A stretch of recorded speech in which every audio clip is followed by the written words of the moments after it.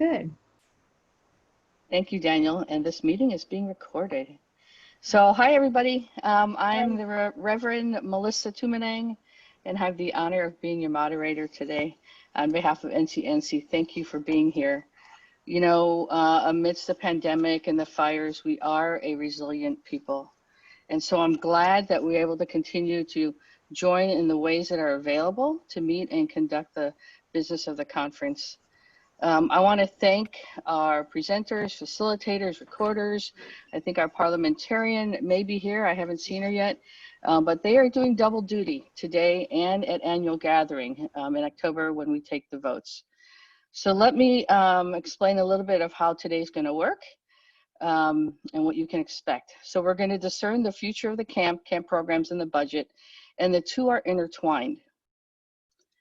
Whoops, hold on. Okay, and so the two are intertwined. And so what we want you to know is that all the feedback that we're going to receive today will influence which budget we decide to take to our September 19th council meeting to discern and to present at annual gathering. So all the feedback. And so much of this is going to depend on the capacity of the churches, OCWM contributions, and what you are willing to commit. So we really, really encourage you to speak. We need to hear your voices today. So that said, the agenda is going to be like this. Reverend Sharon MacArthur will open and close us in prayer, so she'll bookend the day. We'll take up to 1 hour to discern how we want the future of the camp to be, and the Camp Revisioning Committee will lead us in that discussion.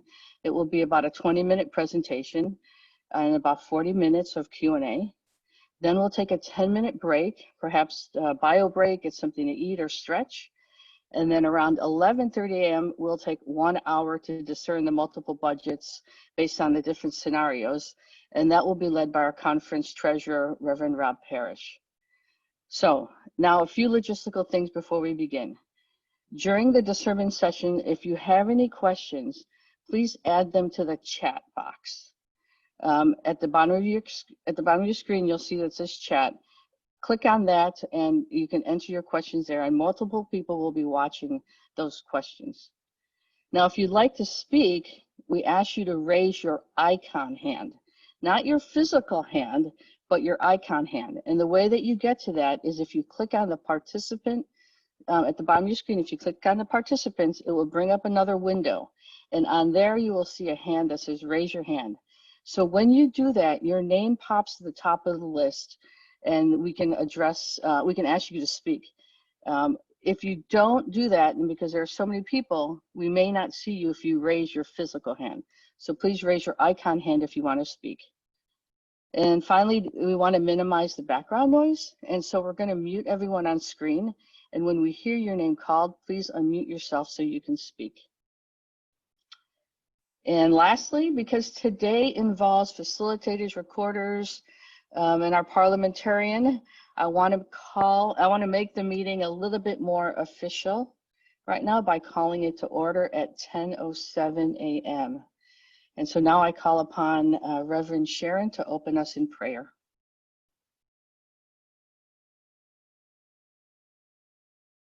Mute here, there we go. Please pray with me. Holy One, we thank you for gathering us together today, for everyone present. We thank you for the opportunity to prepare for October's annual gathering and to talk about Camp Cazadero, our beloved camp, and also our budget. Thank you for time to wrestle with some harsh realities and the fallout from this global pandemic. Thank you for guiding us through this wilderness. Thank you for your gifts of imagination and technology that created new ways of keeping each other safe and healthy with safety protocols, new ways of caring and comforting COVID victims and their families, new ways of being church and doing ministry, new ways of living life. Thank you for this virtual meeting for those who have made this happen. We know that whenever we gather, you have a divine agenda. We have been meeting and working. We have brought together ideas, visions, data, analyses, proposals about Camp Cazadero and the budget that will impact the work of the council and the annual meeting in October. We now bring our talents, abilities, and our eagerness to do your work. And it is a time for discernment. What will the budget be in this time of unknowns? What income shall we count on? What outgo shall we plan on? And how about Camp Cazadero? How will that happen? And how will all this impact the communities and the people we care about? Those that we encounter, those that we have yet to know. How will this affect our families, our fellowships, our churches, our conference, our beloved staff, our beloved UCC? We have much to talk about. However, only you can see in perfect detail all that we have brought and all that we haven't thought of. We, as well as others before us, have traveled with you long enough to know that nothing is ever in vain. Even mistakes, missteps, and messes you use for good. You blow us away with how you always provide what we need. Forgive us for those times when we think it's our human efforts that provide the best solutions and get us out of trouble. And thank you for reminding us that your light, love, and wisdom transcends all our efforts, all of our understanding and misunderstandings, and even our imagination. Be with us now as we enter this time of discernment. May we use all that we have, that we be your worthy partners to move toward your hope for the heaven on earth we all yearn for, in spite of and maybe because of COVID-19. May we be guided by your love, compassion, and wisdom in every conversation we are about to have. May we use our eyes to see you and everyone, in every situation, in every sharing. May we use our ears to hear you in the words uttered and the feelings expressed in each conversation. May we use our lips to speak in the language of your peace and love. May we use our minds that they are in sync with your wisdom and compassion and love, that our hearts become one with yours. Be with us now, we pray, in Jesus' name. Amen. Thank you, Sharon. I now call upon Epi. Good morning, everybody else again. I'm Epi Encabo, member of Faith Community Church, Oakland, member of the Conference Council. Once again, thank you for joining us. And let me introduce you the Reverend Janice Hale. She's pastor of First Congregational Church, UCC Tulare, Sequoia Association. She's a member of the Conference Council. And love of her life is her daughter Amy and her precious dog called Ellie. And our recorder will be the Reverend Casey Alexander, pastor of Trinity Congregational Church, Weaverville, Sacramento Association, member of Committee and Ministry Section A. Welcome. Reverend Janice, could you call on the presenters for the camp provisioning?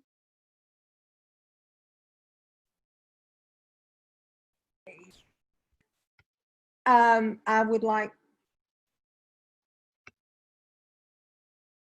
Richard and Maria will be our presenters today. And Richard, would you like to begin? Yes, and thank you very much. Welcome, everyone. Very exciting day today, and I have good news to report. I just spoke with Camp Cazadero, and it's still there, under a cloud of smoke, rather thick at the moment, but that should dissipate somewhat. The water system is being assessed as we are gathering today. It had a breakdown, which was anticipated because the piping doesn't last for 11 unmonitored days, but I'm sure everything will be okay. We want to keep our caretaker, Edmund Chu's mother, in our prayers. She's stabilized, and the situation is continuing with her. And I also want to recognize Sharon Fenema and Lacey Hunter. They are the dreamers behind the main proposal that we will be discussing today. But it isn't without the work of the Camp Revisioning Task Force. And I want to thank everyone who has served on the task force, is continuing to serve, and all of those who have contributed in other ways.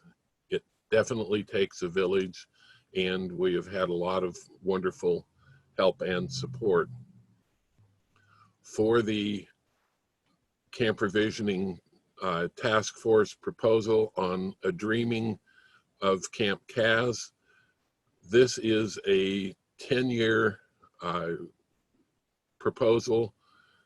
God didn't make Earth in one day and didn't revive a camp in 1 week. So it's long-term. It's something that we have goals to strive for, and it is a work in progress.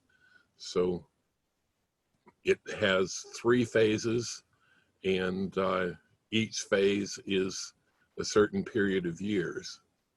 At this time, I would like to call on Sharon and Lacey to share some special thoughts and a presentation about it.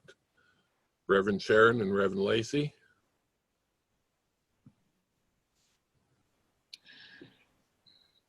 Thank you so much, Richard. Thank you so much to the task force and to everyone who has contributed to this time of visioning. We are very grateful to be able to share in this moment of imagination that we are leaning into. So I'm going to share my screen with a little presentation for everyone.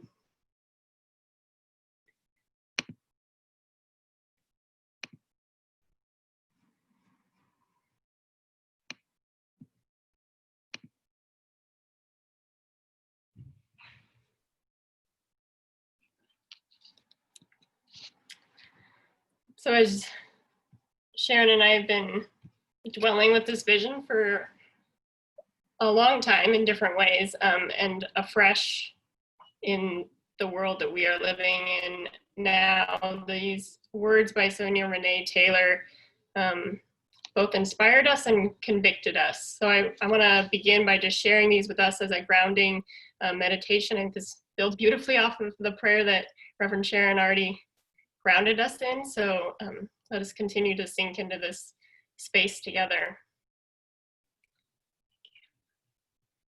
We will not go back to normal. Normal never was.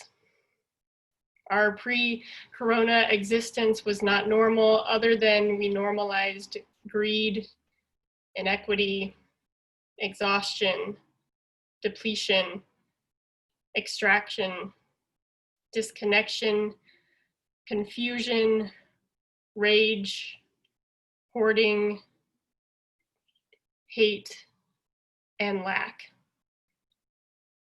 We should not long to return, my friends. We are being given the opportunity to stitch a new garment, one that fits all of humanity and nature. I think we, as we sit with these, we've been feeling that call to build God's kingdom anew in this world, and to recognize the kingdom that has been in place here that is not in service of God's beloved community, and the collaborative, co-creative, imaginative spirit that dwells in all of us. We also recognize that in these kinds of crises, it can be hard to enter into that imaginative space. There's a lot being asked of us daily, of our bodies and of our resources, and so we want to spend a moment to invite us all into the imaginative space that God is calling us into now, and to have this be a time of practice, of imaginative practice with one another, that we are already building God's kingdom together, and we can continue to do that in new ways this morning and in the days to come. So we want to invite you into a practice now. So I just invite you to find the holy ground that is beneath you, to feel your feet on the floor and all that is holding you and sustaining you in this moment, and the community that's gathered here. to find that sacred breath that is dwelling in you. And let's take a deep breath together, knowing that that breath expands our hearts, expands our minds, and connects us across all things and to the holy work that God is calling us to in this moment. Let us breathe and imagine together, beloveds.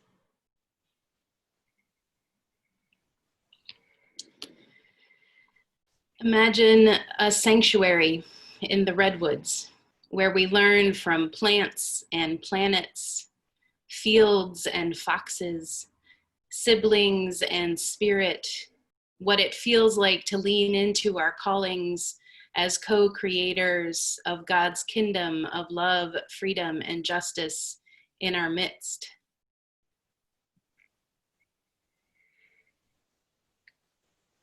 Imagine a retreat center that is a model of sustainability, environmentally and economically, and also in models of leadership and community making. Imagine thriving summer camp programs that draw diverse youth from throughout our conference and beyond, forming spiritually rooted change makers for our beautiful and broken world.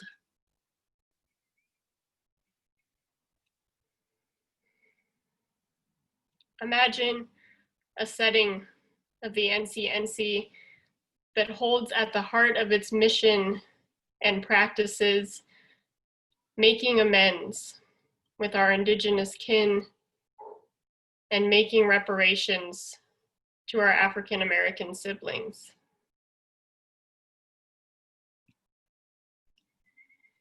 Imagine holy ground for our conference, where we are invited to take off our shoes in wonder and delight as we bear witness to God's wild presence, especially when our access to nature is limited by geography or economy.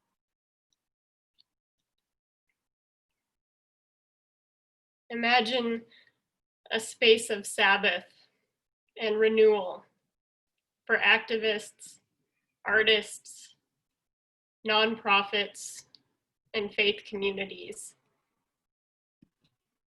that is rooted in communion practices of gratitude and gift economy.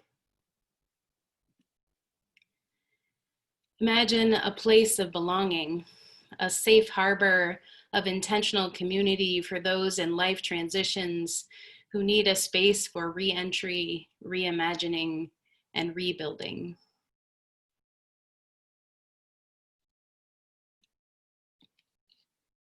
These are part of the vision that Lacey and I have felt growing in us and felt connected to Camp Kaz.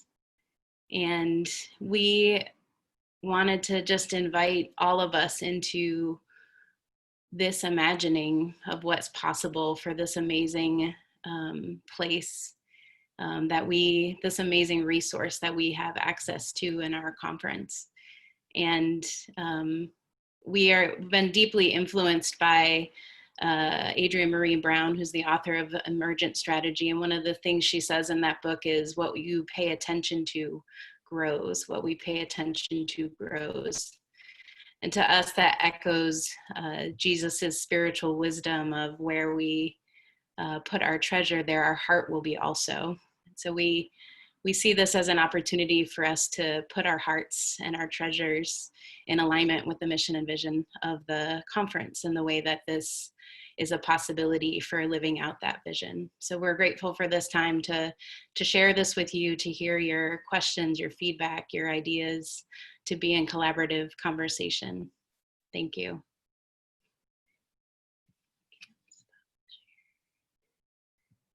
My cursor is like gone.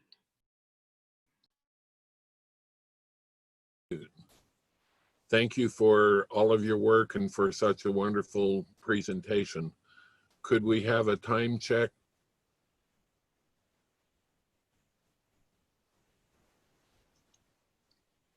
It's 10:23. You're doing good. How much do we have left in, You have until 11:15? and that's for the presentation part? No, that's for the whole thing. Okay.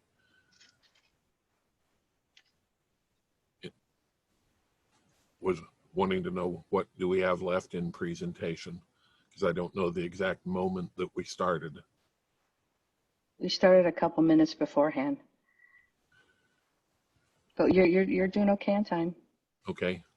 I'd like to call on Maria Restivo to go over some of the skeleton plans for the entire camping program.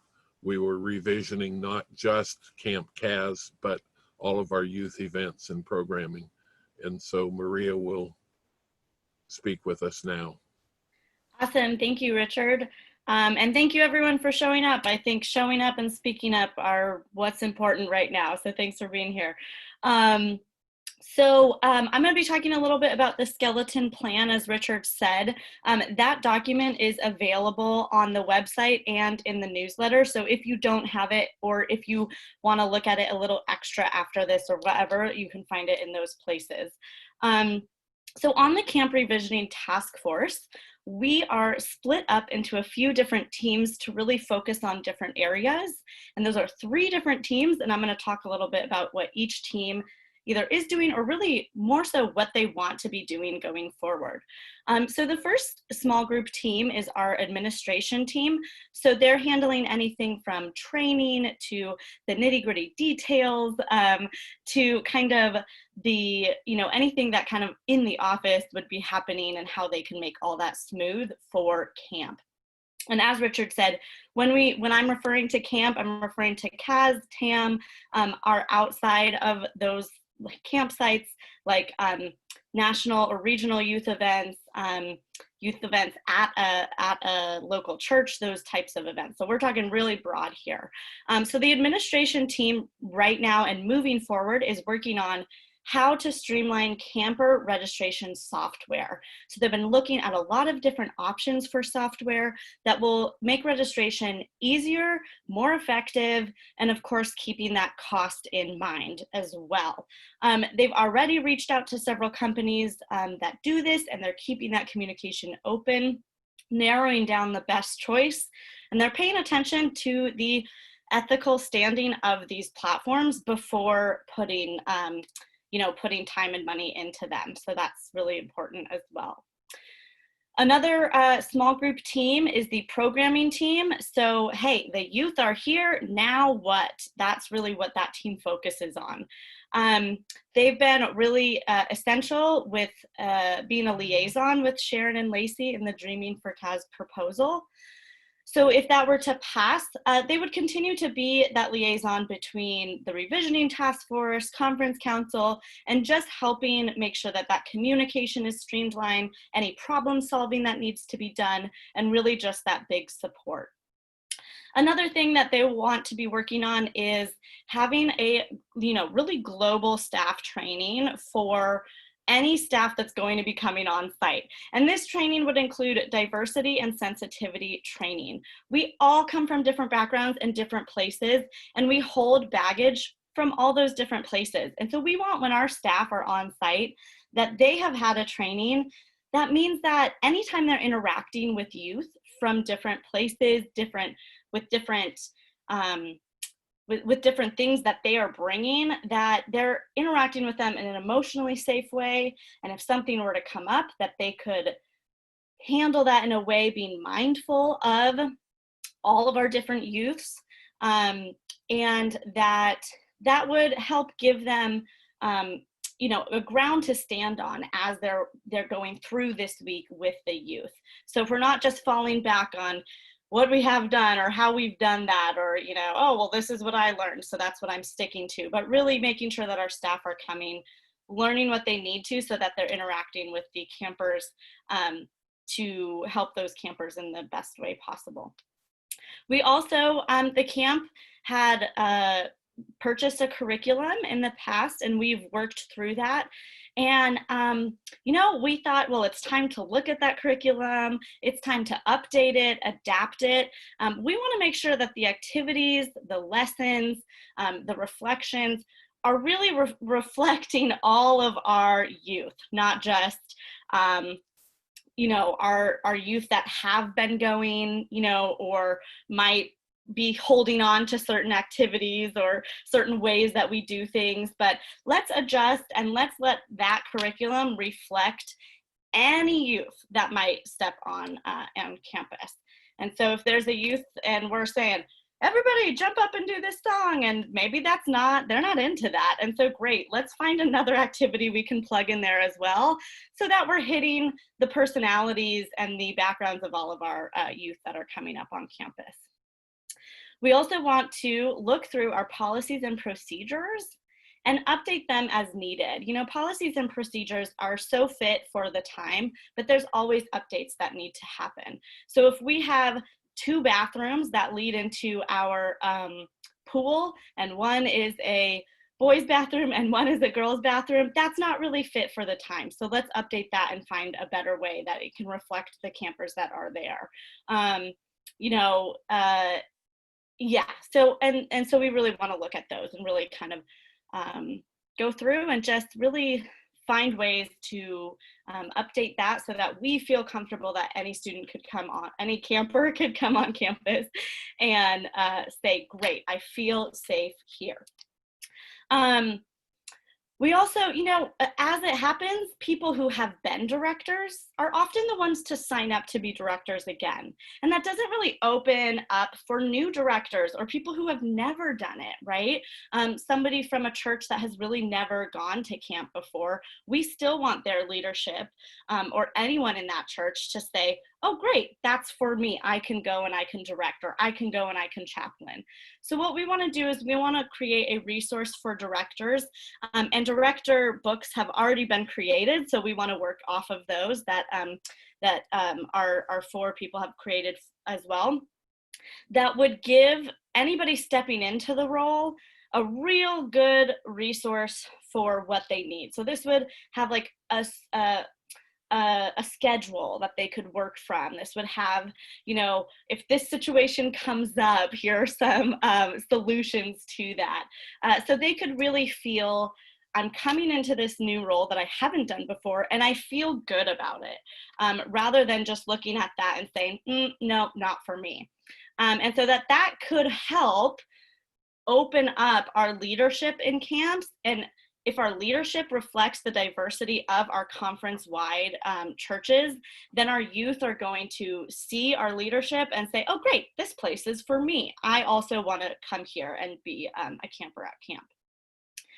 And we cannot forget about those big ideas. So we are all about brainstorming what new ideas, what new ways of doing camp that we can combine with camp traditions, and thinking about really big possibilities, like a week of camp that's like a multi-faith-based camp, or a week of camp that's like LGBTQ+ community camp, and really letting those big ideas expand and get excited about them, and really pulling more people into them, and just seeing, okay, how far can we go to make this space accessible to everyone?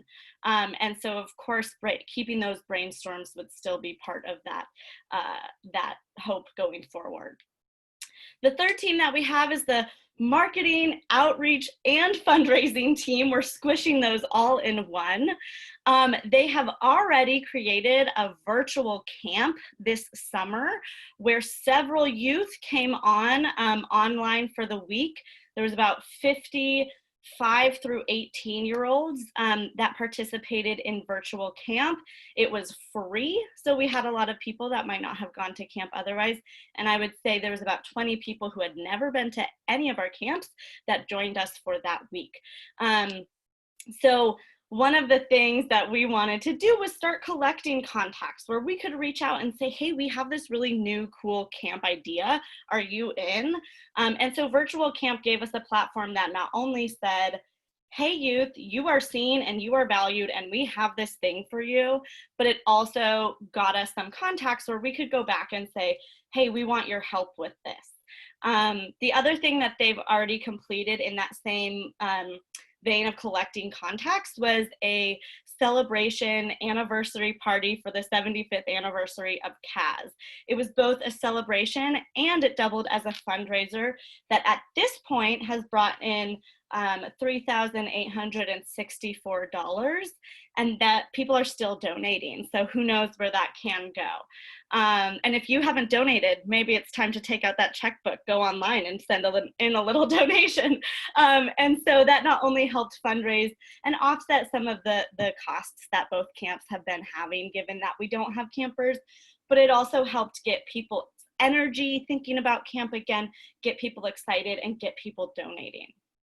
The other thing that that group has been working on is creating an alumni group for our camps, so that people who either have been to camp before but might not be able to come up and be a director, or might not have a youth that they could send to camp but want to be involved, well, hey, that's great. You know, they can join the alumni group, they can have a little yearly fee, get a little mug that says, woohoo, I'm an alumni, and be involved with the going-ons moving forward. And then, hey, if we have something where we're like, we have to cut down some trees at TAM, or we have to rebuild this toilet at CAS, or we have this thing going on, or we want to send this camper to camp and we need your help, then we can reach out to the alumni and say, here's what we need, who's helping us out? And that just helps. The more people that know what's going on and can get involved, the better. So that alumni group would help that. And right now we're just in the process of like talking through alumni, getting contacts again so that we can follow up in the future. And so, yeah, and so that's another kind of exciting thing that they're working on.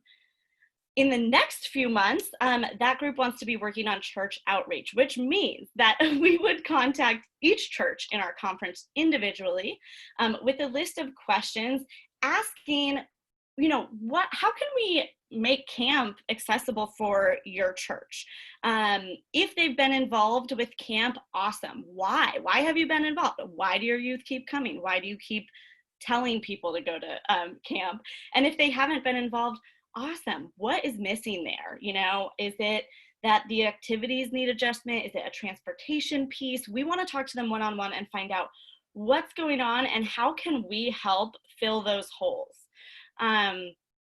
And the last little piece that they want to work on moving forward is having a conference-wide camp engagement.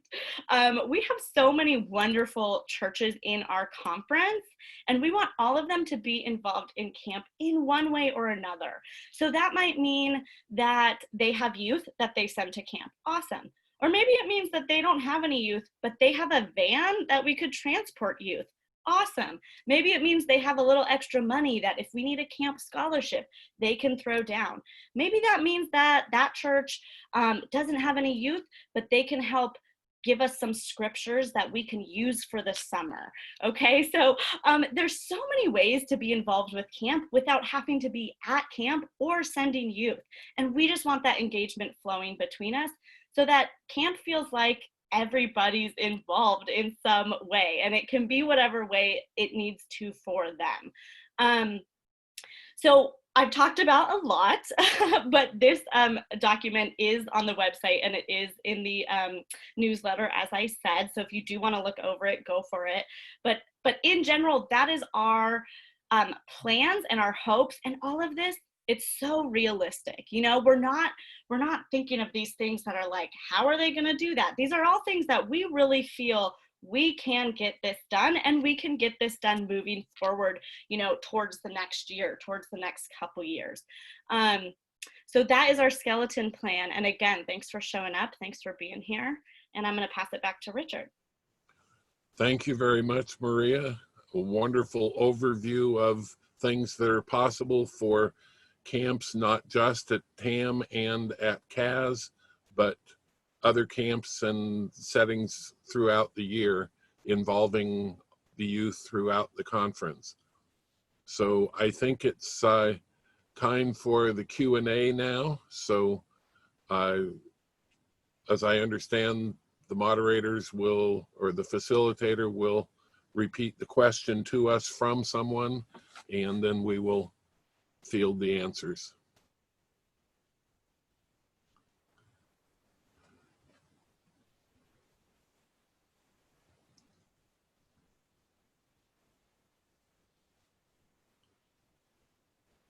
Nobody has questions, huh?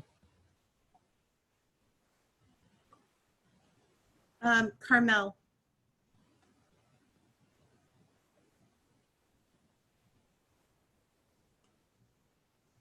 How do you raise your hand?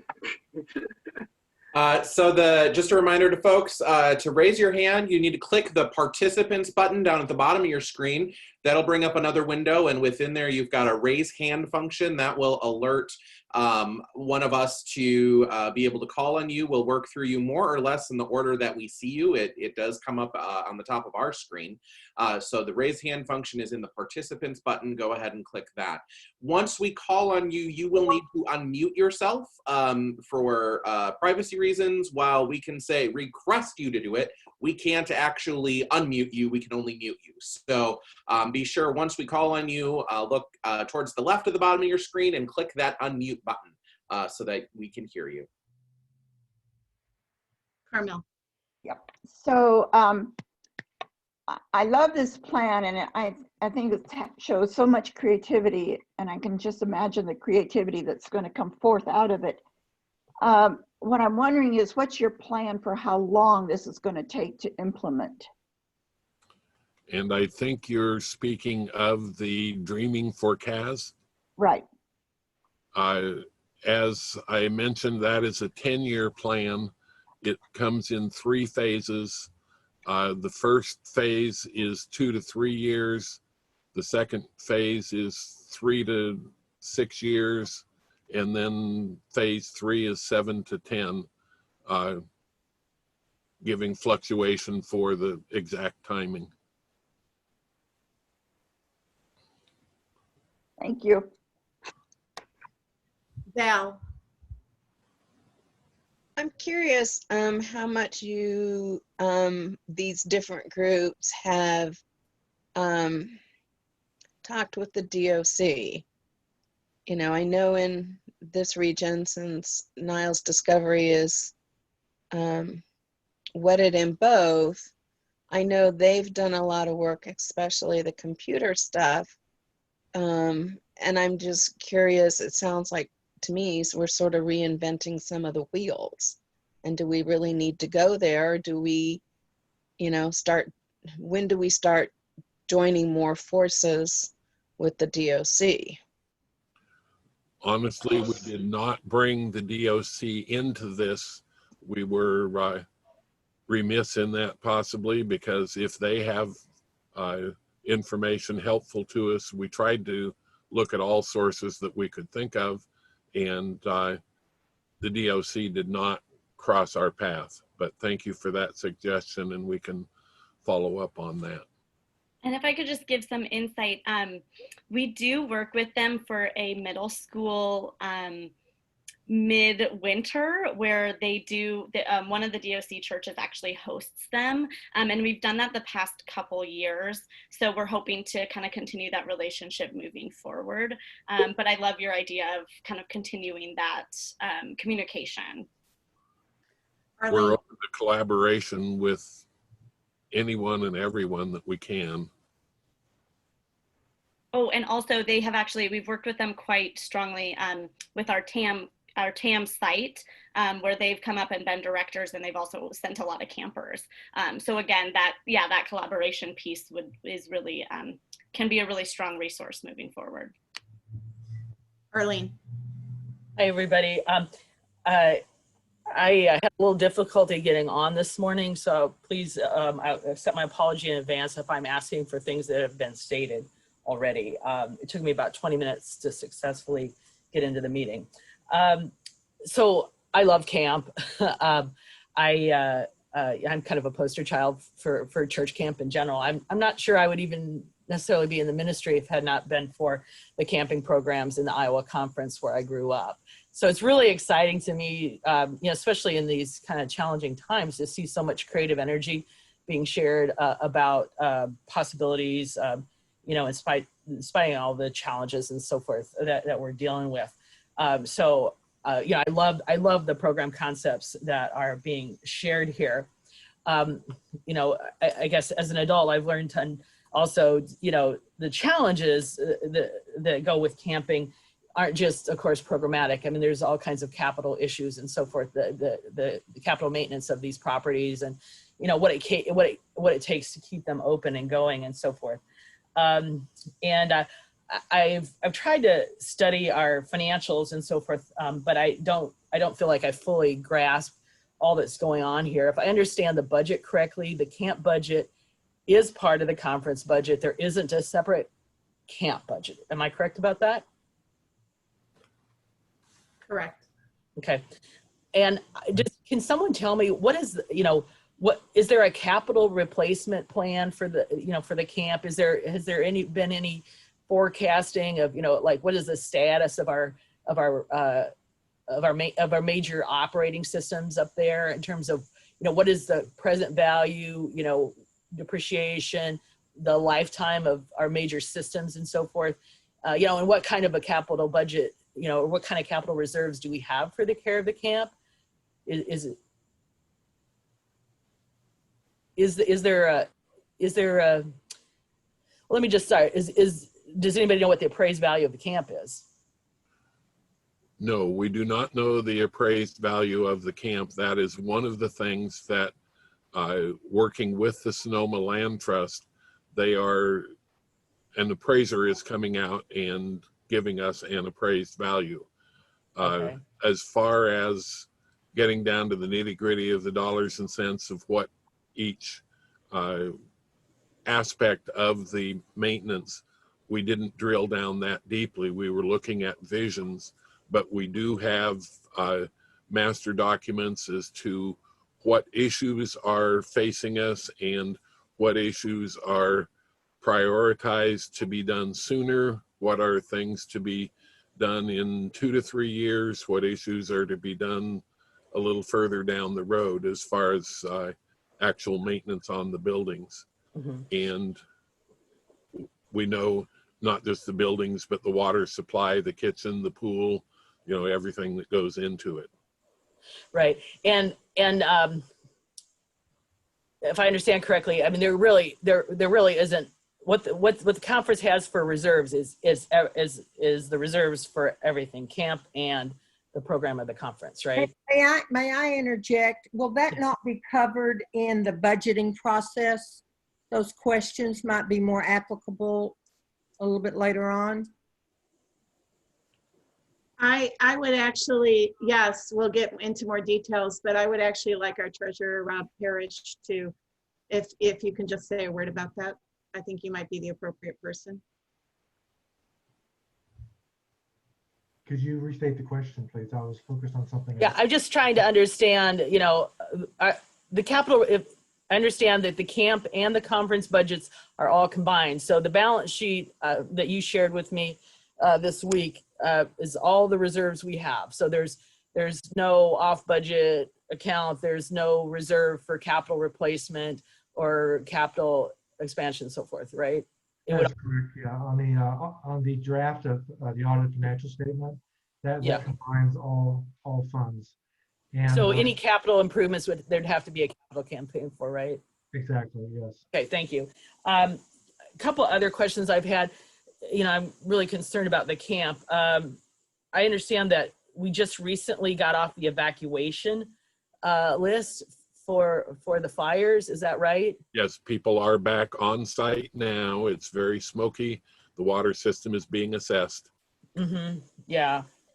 Can I just say something about your previous question that, yeah. And Sharon and Lacey, please jump in. But my understanding was kind of, there might be like a front cost to the proposal, but that because it's a retreat center that would be bringing in outside groups to pay to use the space and using it year round rather than a really small time, that it would, be sustainable cost-wise, excuse me. Lacey and Sharon, is that accurate? Yeah, I think we were just about to see if we could jump in. Just to say briefly, like we do include in the phase 1 of the dreaming assessment of buildings, and I know that's been going on. There's a facilities committee that's been doing that, so that's part of the vision that we have, and also thinking about in phase 2 a capital campaign that could build an endowment for the camp. So that we would have some resources to be drawing on for those larger repairs and refurbishings that would need to happen. So that is part of what we were thinking about. What was the other thing? Maria, you said something else you wanted us to speak to.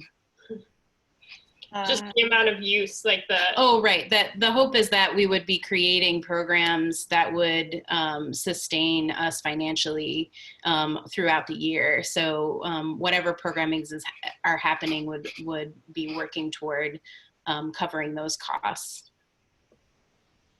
Yeah. And do you, are there some models of excellence that you can, that you're able to look at where camps have successfully been able to transition to year-round programs and be able to float on their own bottom?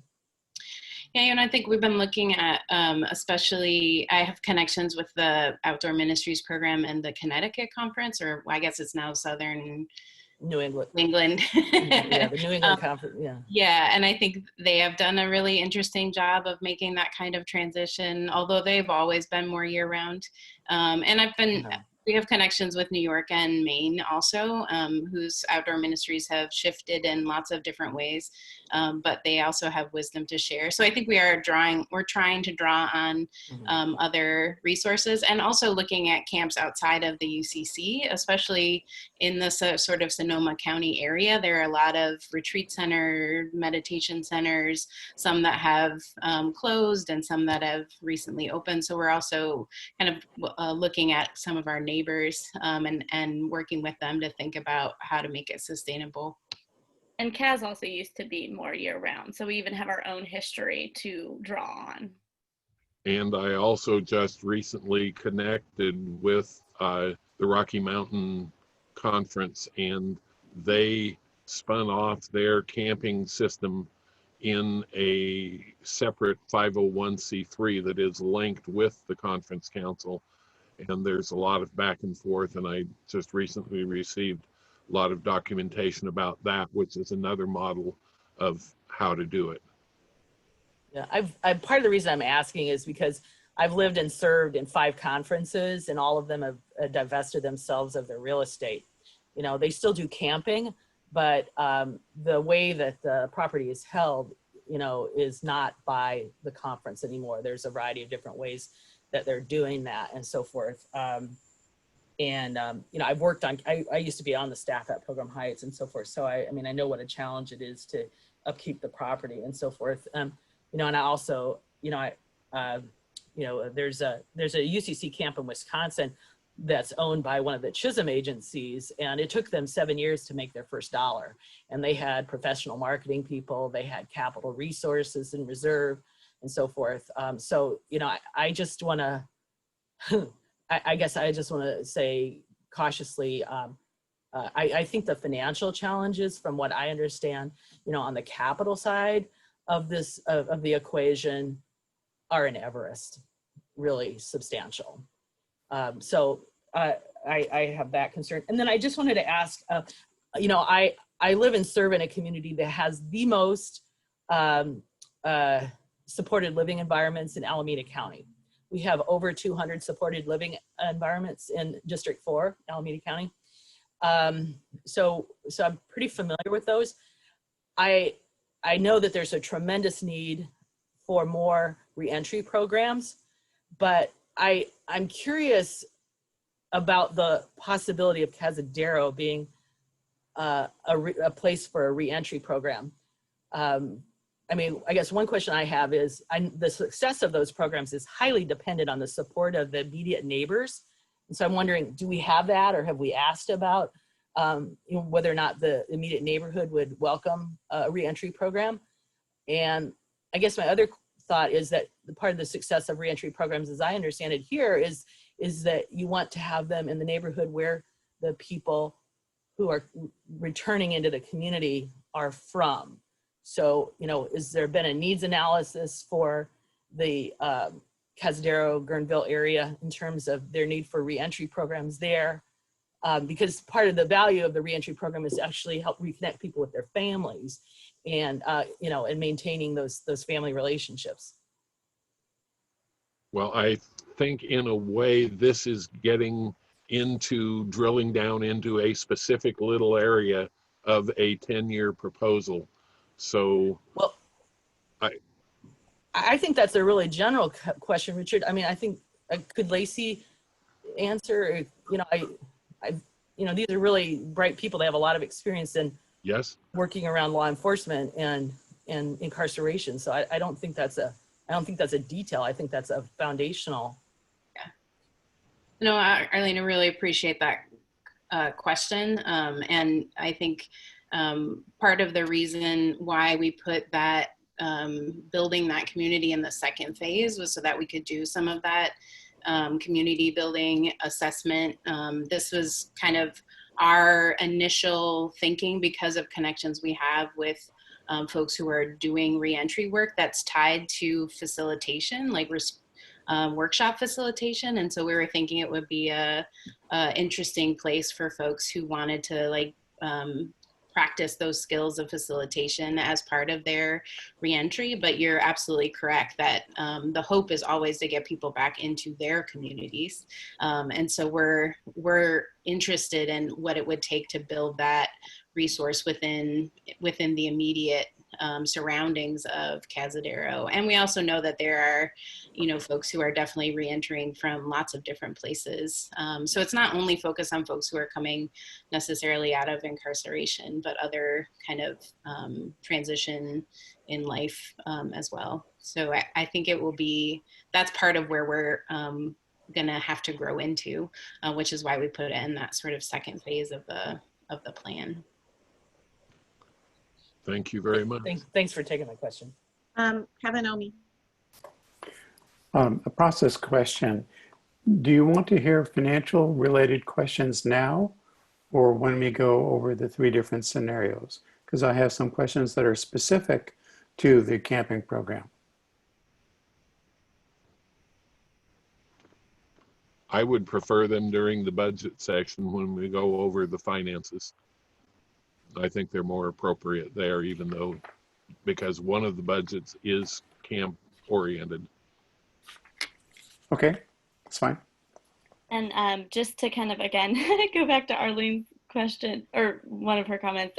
Well, first of all, it seems like you have a lot of great knowledge. So I would love to maybe like sit down with Lacey and Sharon and you and get some of your experience, because it sounds like you have a lot of great information.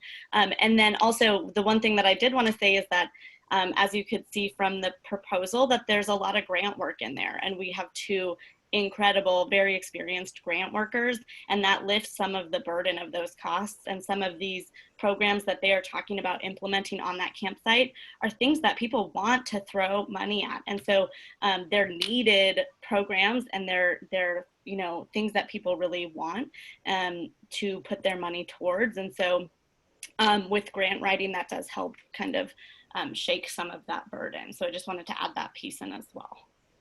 Dean Nelson. Well, this is probably related to what Kevin just said. I mean, I appreciated Maria and all the vision, but I heard nothing really in that vision about money other than a few $1,000s coming from a fundraiser. So I'm curious, you know, as a member of the facilities committee, we are literally looking at thousands and thousands and thousands of dollars in upkeep for that camp. And I'm just talking about, I'm not even at TAM, I'm just at CAS. And, you know, I guess a capital campaign, but I just hope we're aware of the incredible capital costs we could be looking at. Drilling a well, for example, how many thousands of dollars is that alone? Retaining walls for a swimming pool. So the expense of running this camp, of kind of getting it back to up and running, is huge. And so maybe we're going to discuss that later in the meeting, but you know, I just look at our 120 churches or so, and somebody mentioned, maybe it was Effie mentioned a survey. are the churches of this conference that committed to camp to dedicate the thousands of dollars it will take to keep that camp going? Secondly, another financial question, that would be more to Diane and staffing. UCCR had full-time paid staff doing marketing, reservations, and in fact, in the last few years, most of our money came from non-UCC groups. So in terms of our own conference staffing and money, how are we going to, staff that? How are we going to staff reservations? How are we going to staff ongoing marketing? Is this something volunteers can do? I doubt it. So that was another kind of planning question, and maybe Maria, that your group has talked about that, but I'm just, I hope we're looking down the road, I've been involved with CAS for 40 years. So, I'm like a dinosaur that doesn't know he's extinct, but I'm just concerned that if our churches are aware of the kind of long-term financial commitment Cazadero by itself is going to take. Yeah, no, thank you, Jean. I mean, it's really important to be aware of those things. I think one of the things is we were paying UCCR quite a lot, and what they were doing as part of their contract was not matching what we were paying. So saying that they were doing the marketing, saying that they were doing these different things, it actually doesn't match what we were paying them for. Not to say that they weren't doing their job, but they weren't on site. What was happening was not equivalent to what was being paid to them. So actually having one of our own people in there would be quite a bit more, because it's our own energy, our own care, our own really push for what we want and what we need. And it can be sustainable long term. But again, Lacey and Sharon, did you want to speak to that at all? Jean's point.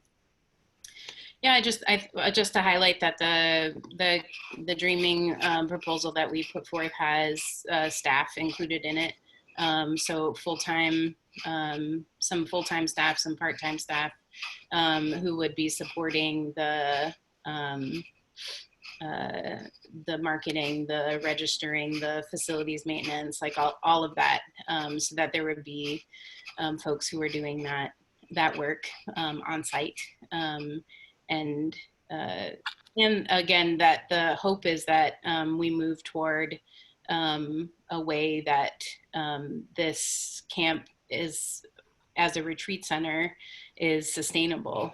That's always the goal. So sustainable in lots of different ways.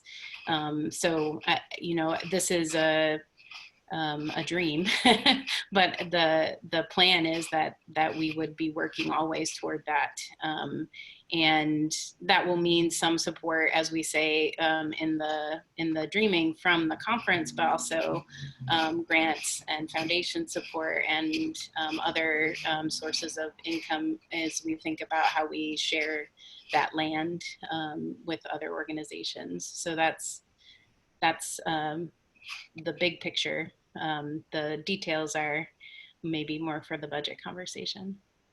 Before, I want to keep us moving because we have 3 more hands and a couple of questions in the chat box. And also, before I ask Richard to respond to the question about how Sonoma Land Trust fits in, which, as you know, on August 8th, we had that. And if we do receive the money from Sonoma Land Trust, how that might be used. And I would like to ask Jeannie or Richard to answer that. And before that, just Jean, you asked specifically about conference staff. I want to remind everyone, this is a conversation for the conference. Conference staff has gone from 5 to 4 full-time people. So we have already seen a reduction in what we can offer in support of churches and clergy.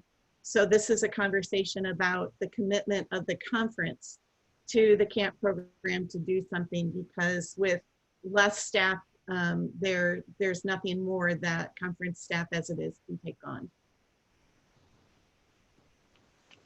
Thank you, Diane. As far as the Sonoma Land Trust piece goes, we did have an entire seminar about that on the 8th of August. And Nothing is a done deal. It's in the works. The money is up to $1 million, depending on the appraised value of the camp. It has been agreed that that is a very good price for the camp. And while it does come with restrictions in perpetuity that you can't sell off acreage and do subdivisions and things, that in line with our environmental justice and earth justice commitments of the UCC, this is in line with it. It does have the opportunity to carve out areas that we want to develop and do development. As far as where the money goes, much of the money would go back into the infrastructure for the camp, and the conference council is the one to determine exactly where each portion goes. But it is a funding source that would alleviate some of this concern should it come through for some of the major projects like water systems or kitchen redo or things of that nature. Richard, if I might, to keep us kind of on track, we seem to be doing a lot of budget questions and money. And if we can hold that, because we've got people that are asking questions. And so if we can, I'm not sure the order of this, but Arlene, could you? No, actually, Barbara has been waiting. Barbara is next. Okay. Sorry, thanks. Am I, can you hear me? Yes. Yes. Oh, okay. My question has to do with the involvement in the wider denomination Outdoor Ministries Association. We were talking about curriculum earlier, and in my time as the camping person, we used the UCC Outdoor Ministries curriculum, which came out on a yearly basis, and I'm wondering if that's still available, and if there has been maintaining a relationship with the Outdoor Ministries in the denomination, because it also is a great source of ideas and companionship and sharing of ideas with other conferences in terms of the ideas for the camping program. I think the relationship with the denominational outdoor ministries program is still intact, and we didn't get into looking at specifics for that. That's part of the future planning, and that's one of the resources to be used in that. Kevin Omi. Yeah, I just want to quickly state that there are a number of things that are not included in what we're covering today. And my hope is that they'll be addressed at some point, because I think they need to before we have the annual meeting. And those are a capital budget proposal, a capital campaign feasibility study, how we are managing risk now that we are not paying the UCCR, and a strategic plan for the camp, and then finally a marketing feasibility study. So I just wanted to lay those out there as things that we aren't covering. Thank you. Alan Kelchner. Yeah, I want to echo a number of things that Arlene said earlier. I love camp. I grew up as important part of my own spiritual journey, and in the early years of my ministry. When I was younger, I did a lot of camp directing. I love camp, but I also have been in part of 5 conferences before I got to California, and all of them have had to sell their camps over time. Most recently, the camp I grew up in Ohio, Pilgrim Hills, Ohio Conference, you probably know, is the largest conference in the UCC, and they had to sell one of their major camps. So That was hard for me to hear, but it's the only camp that I know of that survived in the conferences I've been across the country is Camp Adams as part of the Central Pacific Conference in Oregon. And that camp is located in a good place. It's not far from Portland, easy to get to, and has wonderful facilities. Camp Kaz doesn't have any of those advantages. It's hard to get to. It's the facilities are not great in terms of being open to any kind of year-round usage. So I'm concerned about that. I'm on the board of Sonoma County Parks, and I'm very interested in outdoor ministries of all sorts, outdoor usage of parks.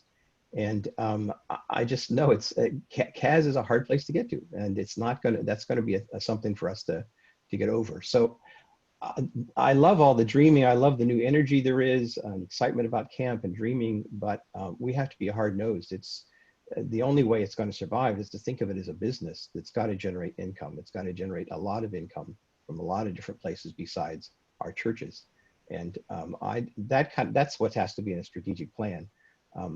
You know, a strategic plan that's a 10-year plan that doesn't have any dollars associated with it, that only has expenses, it just doesn't make any sense to me. I don't have any idea how to evaluate that.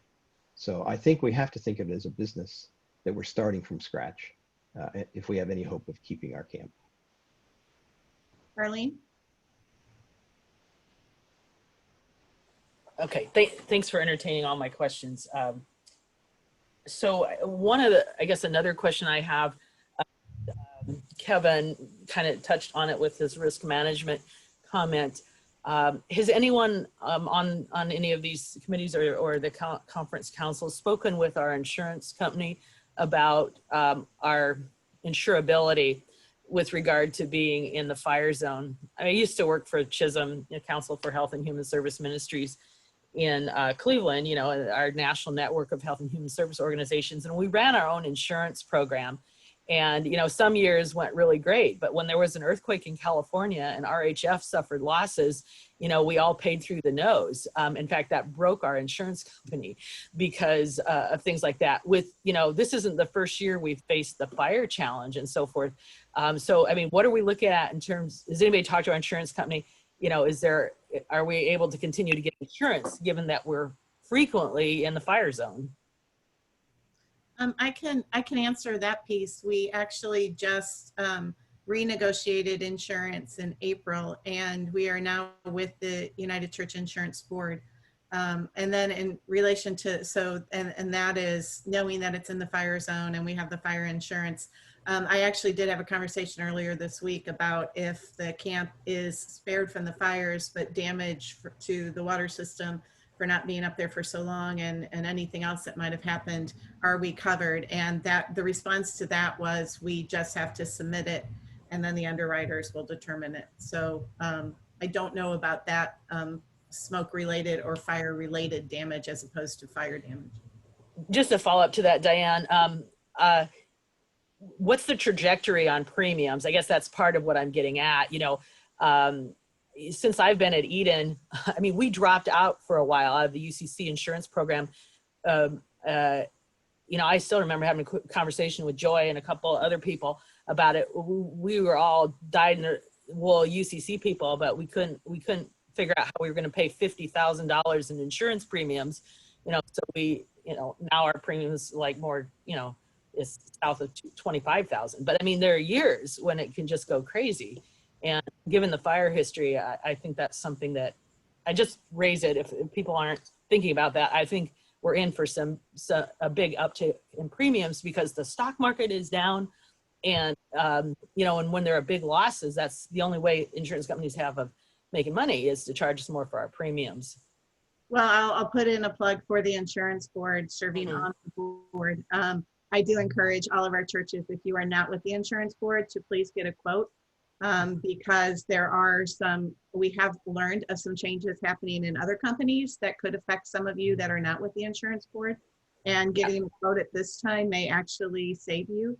I will tell you the camp insurance is about $1,200 a month. So it is significantly less than what they were paying when UCCR was using a different insurance company, and UCCR worked with us to change it. Yeah, and I do agree with you, Diane. I mean, we're having a much better experience. The UCC insurance program has been overhauled. We're back in, and we're very pleased with it. So I don't want to leave people with a a different impression than that. I do have one more hand if you're. Yeah. Go, one other thing, and this is I wonder if we're all working with the same information about COVID. I happen to sit on the faith leader task group, I guess, for Alameda County. So that for a while I was having weekly conversations with our health officer. Now it's just twice a month. But early on, our health officers thought it was going to be a county by county decision about how faith communities could operate under COVID. And more recently, he's come to understand that actually the governor's office decides how faith communities are going to operate during COVID. And so the counsel that that's been handed down to us is that there will be no in-person large gatherings indoors for faith communities before the 1st of April. And lots of people are speculating that that's going to continue even through the summer. And I think we probably have all heard of major businesses just saying they're not coming back to their campuses before like July or September of next year and so forth. And I guess one of my questions is, what assumptions are we all working with in terms of when, more than a car full of people could show up at Cazadero? So I hear that question, and I recognize it's 11:15, and I know our moderator is raising her hand, and I have one more hand up. So, Madam Moderator, how should we handle this? Yeah, go ahead and take the one other question, and then I'll wrap it up so that people know how to give us additional feedback. And I think in the budget session, we'll also come back to that question, Arlene, because that's the 2021 budget that we're trying to figure out that will involve possibility of no camp until summer. Sure, and that's fine. I'm happy to have it come later. I just realized that maybe not everybody's a part of those conversations. I just want us, to be, that's a fundamental for Eden Church in terms of how we're budgeting this year, is when can we be back on campus? Thank you. Mr. Wagner. Yes, I do have a couple of questions here. I don't know really anything specifically about the United Church Insurance Board, but generally when a policy is underwritten, it's for a specific value. One of the questions that was asked earlier is what is the appraised value of the camp? And we said we basically don't know the answer to that question. So I'm curious about, how could they underwrite a policy without knowing that value? And the other question I had is, you said that the camp insurance is $1,200 a month, but the budget actually shows an increase of $2,500 a month from 2020 to 2021.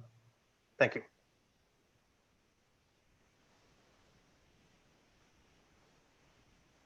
Rob, do you want to try to answer that? I think we picked up the additional policy was taken over from UCCR. Since we terminated UCCR, that along with what we anticipated increases in our insurance policy to be. That's my recollection off the top of my head. I'd have to look deeper at it, but that's what I remember.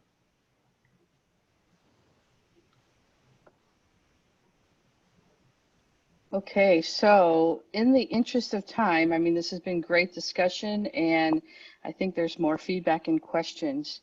So we want to let you know that there's an email, and let me write it here, AG for annual gathering feedback at ncnc.org, ncncucc.org, that you can send your questions, comments, etc. on any of these discernment sessions today. Because we're looking at the September 19th conference council meeting. So the sooner that you can get your feedback to us, we will be moderating that and taking your comments and feedback into consideration. So I put the email address in the chat room here, agfeedback@ncncucc.org. Several of us are on that email address and will be attending to it. Let's put it that way. I want to give enough time because we're going to get into the budgets, and that is also a just a good deep topic, and it's already been coming up. So I want to give us 10 minutes to just kind of take a bio break, go get something to eat, relax your shoulders, stretch as I see Sharon MacArthur doing. I know it's a couple minutes early, it's 11:18, but let's reconvene in 10 minutes. We'll start a little early, it's 11:18, so we'll reconvene at 11:28, and that will give us just a little bit more time to talk about the budgets. Okay?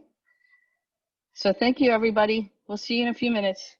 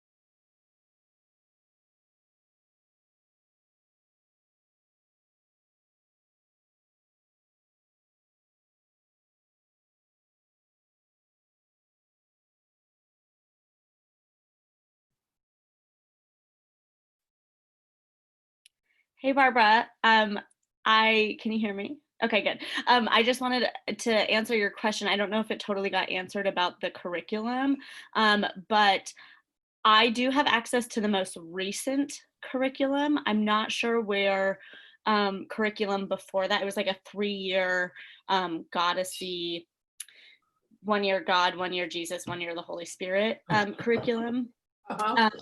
So if you have curriculum from before that, then we can combine them and stuff.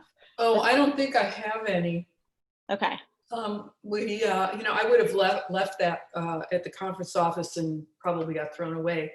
What I noticed, I don't know what it's like now, but what I noticed was I sometimes just had a lot of pushback from directors about actually using the curriculum. And it was, kind of a concern to me because the traditions were so, dug in that they weren't really, just weren't open to, some new ideas. And, basically the curriculum is only a part of what happens there. I realize it doesn't, people really go there for the traditions and the friendships and all that kind of stuff. But, I thought it was pretty good. And we used to try to do some training with it, to, talk about how to use it and that sort of thing. But anyway, I was just wondering if that had, if the Outdoor Ministries Association was still functioning, because so many things have gone by the wayside, but it would be good, I think, for everybody to just, try something that pushes the edges. Yeah, totally. And I think that's such a good point. And I think you're right. Like, some directors are not going to pick that up and use it. They're like, oh, I have my own idea and I'm going with that. And, it's like, sometimes that's kind of scary. Yeah, right. Exactly. You're like, oh, okay, what? But, so we In. Thank you, Daniel, for starting the recording again. Breathe in love and breathe out peace.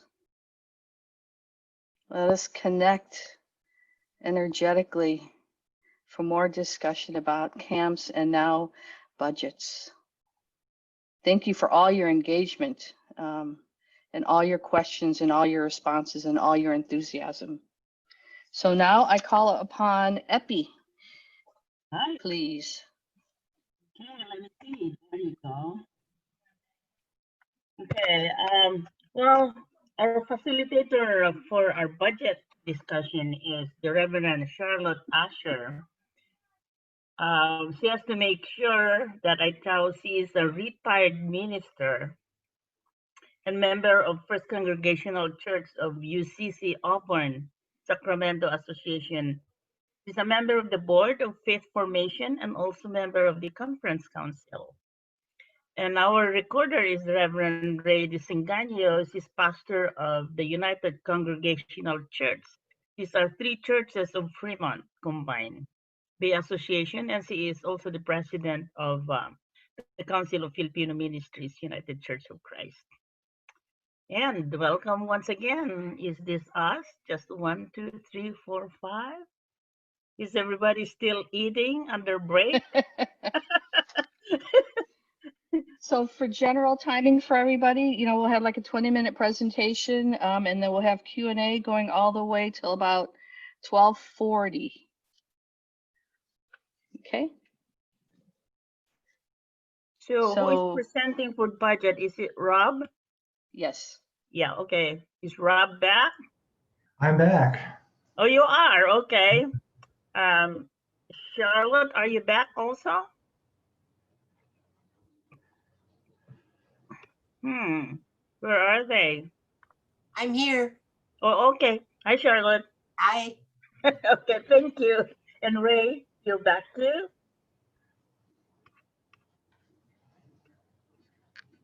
All right. I guess Rob, go ahead. Okay. hopefully you all have looked at the budget scenarios that were sent out. There's 3 of them. And I want to preface our conversation by saying that all 3 of these budgets that we have presented for 2021 have a deficit, and the conference cannot afford a deficit. So we are not proposing that we adopt a budget as a conference that has a deficit associated with it. But what we're presenting for discernment today is what our picture looks like if we operate as we are, with a few other adjustments. Second scenario here, going back to a 5-person staff, replacing Joy's position. The third budget includes costs of the Dreaming of Camp CAS and the camp program, along with some grant income. So that's the differences in the 3 budgets. But all 3 have a deficit, and the deficit increases from 1 to 2 and from 2 to 3.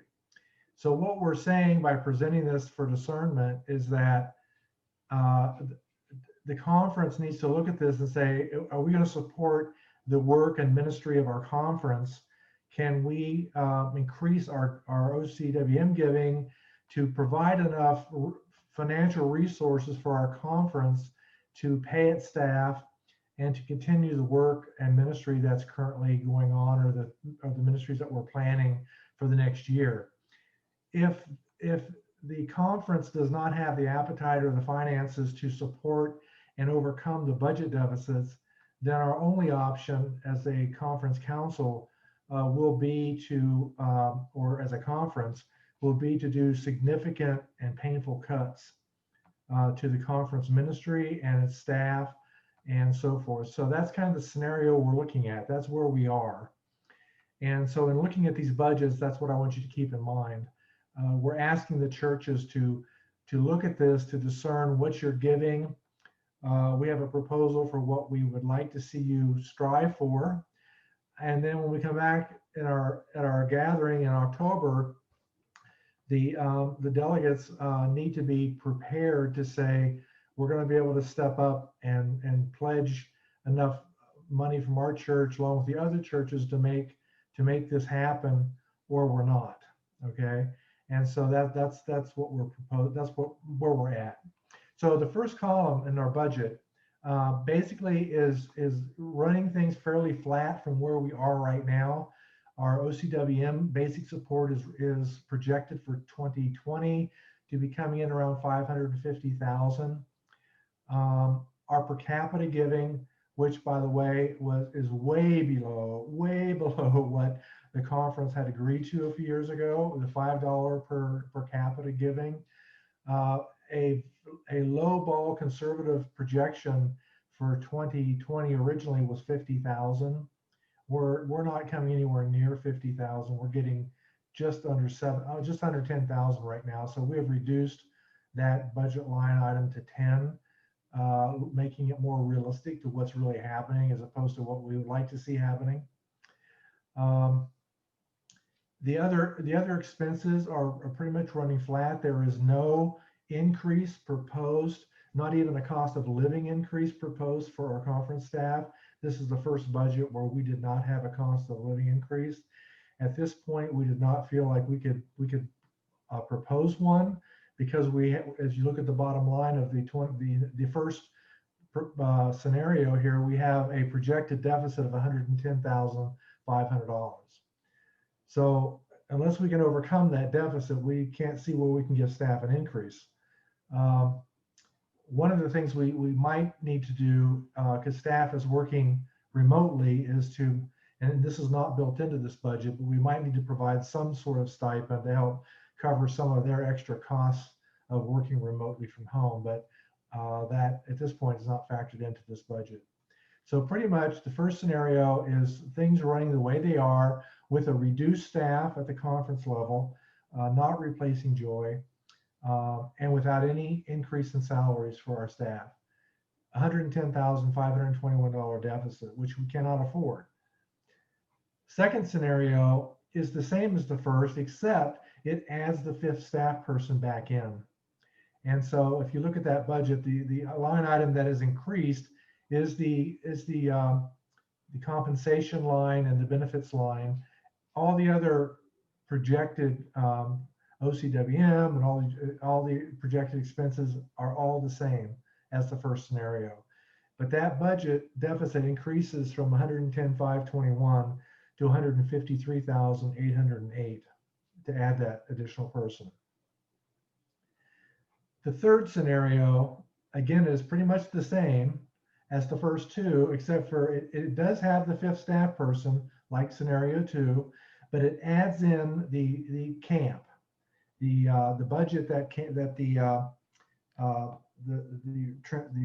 revisioning team came up with based on what they believe it will cost for the next year, for a year at least, in operating the camps. And that proposed budget, we are expecting, and this answers one of the questions that were raised in our last session, anticipates that camp would not open until summer of next year. So out of the $200,000 budget that was presented by the revisioning team, we have added about $100,000 in cost to the program expenses, assuming that half of that annual projected cost would be incurred in 2021. We also, the third scenario here is dependent on being able to get additional grant monies to help with the camp. And if you look at that, the grant funds went from 10,000 to 60,000, a $50,000 increase. So that again is a projection, and we don't have any confirmation or any commitments to those grants. But we are saying that if we're going to go this route, we have to get more grant money in. But even with that, we still have a projected budget deficit, $217,508. So those are our three scenarios. We either need to come up with $110,500 just to keep things as they are, go to $153,808 to include a fifth staff person to get our conference staff back to a level where it can function better than it is right now, because it's been a strain without Joy there. The third scenario, as I mentioned, includes the fifth person, also includes $100K toward additional camp costs starting with summer camp of next year. If camp doesn't happen next year, then obviously we will not incur all of that additional cost for camp. There is an overhead cost that we're carrying for camp right now. It's averaging, I think, without operating, at around $7,000 plus a month that the conference is having to cover. And in looking at these budgets, keep in mind that the conference does not have reserves. We don't have a bunch of money sitting in a bank account we can just go draw on to cover deficits. We don't have that. We have used up reserves the last few years to the point that we can no longer run deficits now, and we have to have a balanced budget.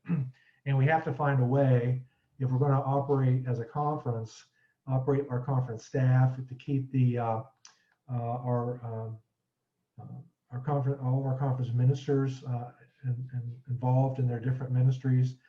We have to find a way of funding that cost, and that's what this is raising. So that's my presentation, so we can leave it open now for questions.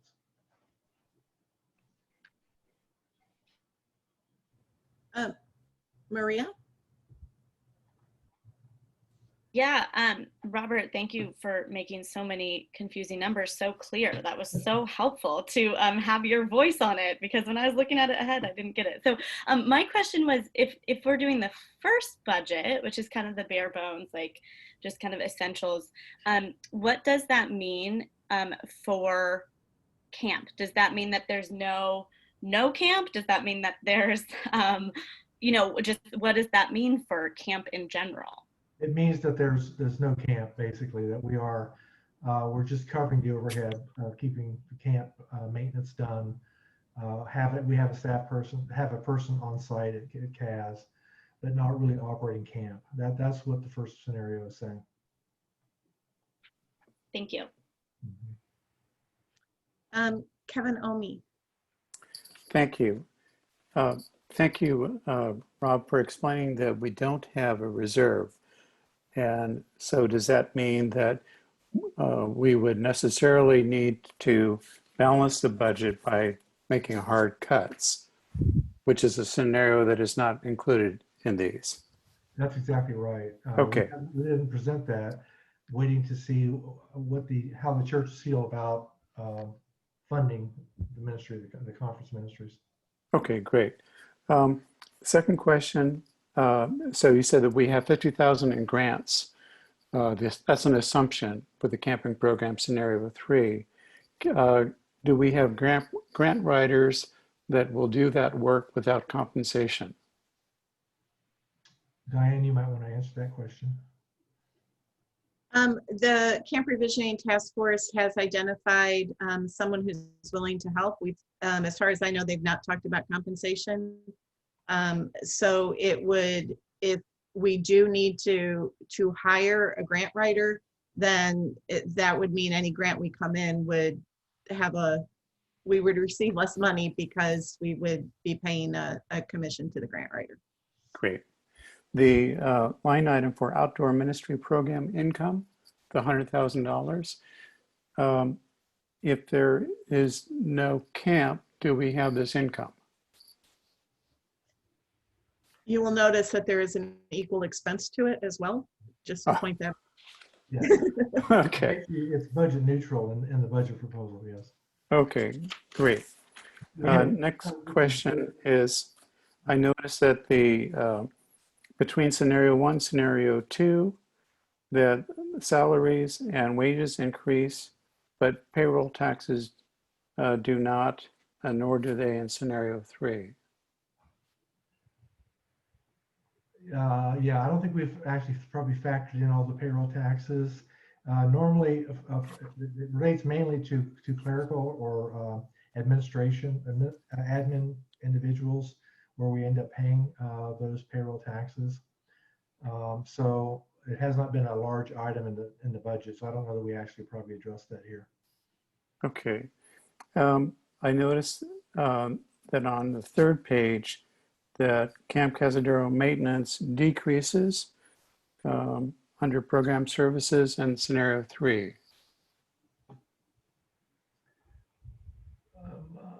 Let me think about that. There was a reason for that. I believe the reason is in scenario 1 and 2, that is the maintenance for us just to maintain it in a COVID world where we have no income. And budget 3 was expecting that we would be able to get going with some program so that the maintenance money that we're paying will be less the last half of the year. It's Because, a period that I remember. is that because volunteers would do some of that work?